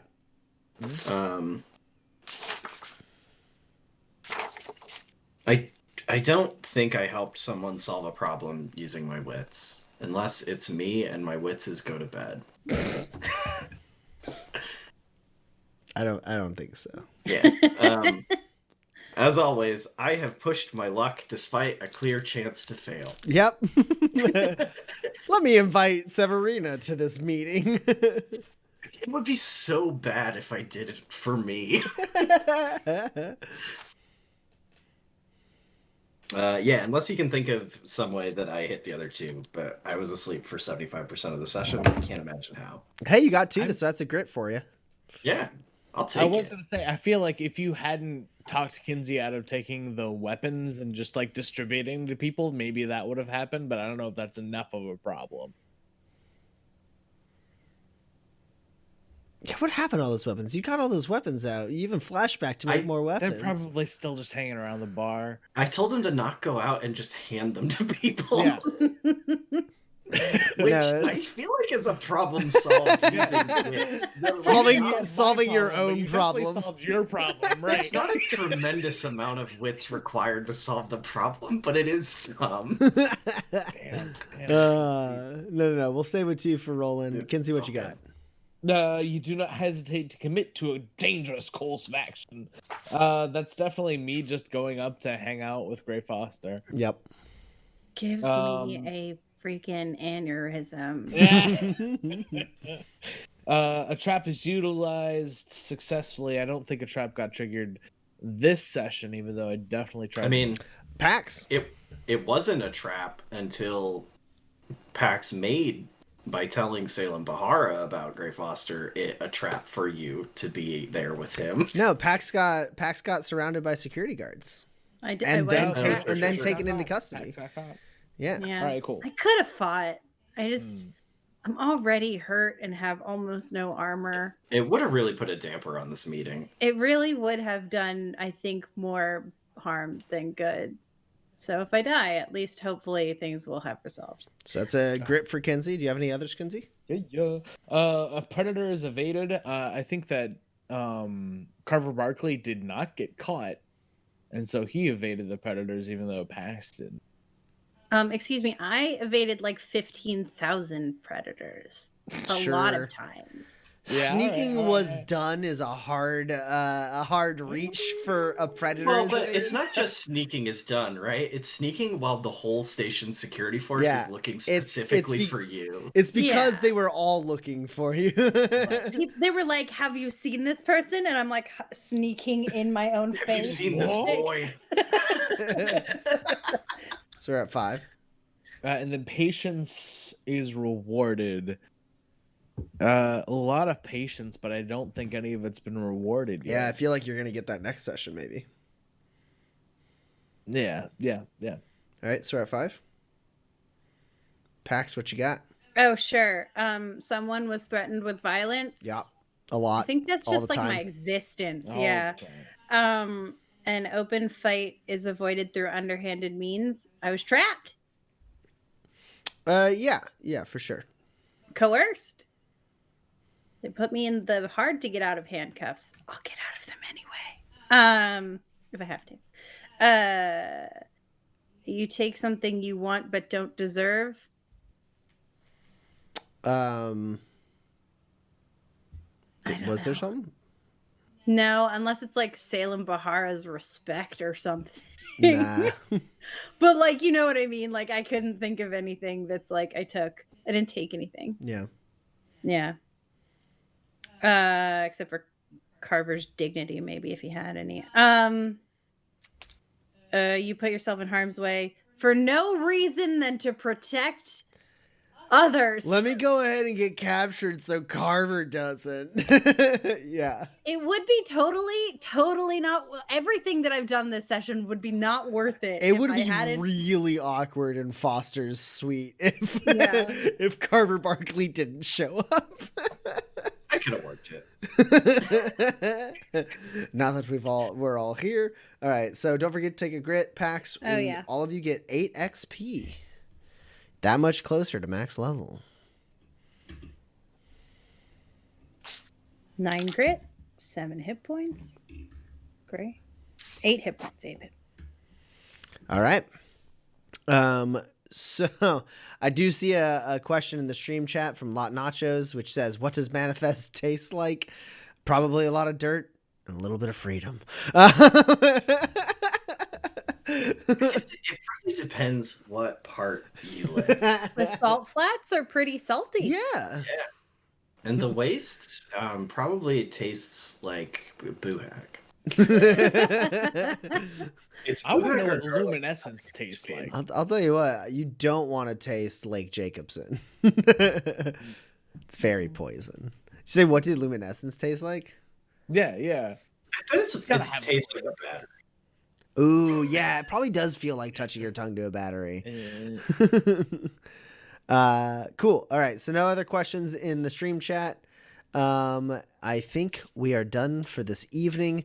If I recall correctly, we are on December 1st, Tuesday, and that'll be the last day you can put your pre-orders in on the Manifest side. I'll just go ahead and, for anyone watching, there's the link in case you haven't pre-ordered your book or PDF or pins yet, or you want to adjust your order. It's all closing on December 1st, and then we're going to be reaching out to backers, I think, to like confirm stuff. It's been open for quite some time, and I imagine some people's addresses have changed. Yeah, that's not something anybody has to worry about. You will get an email after we close the pre-orders down to confirm your shipping. Yeah, so and it's gonna be a bit after that. This isn't a sneaky announcement for anything super huge. Keep an eye out for any more announcements. It does sound like a little bit of progress, doesn't it? You can read into the fact that the pre-orders are closing in whatever way you'd like to. Keep an eye out for any other announcements that might be coming out. We love you all so much. Thank you for watching. We had a great time playing. Hopefully you had some fun watching. To ride us out, let's listen to Waypoint one last time by our very own Seth Lilly. The same one? If you live in Georgia, you should check your voter registration. They purged a bunch of rolls. That's a great point. Oh, okay. Last minute important announcement, I guess. Oh. Vote! It's still not done. Vote more. Bye.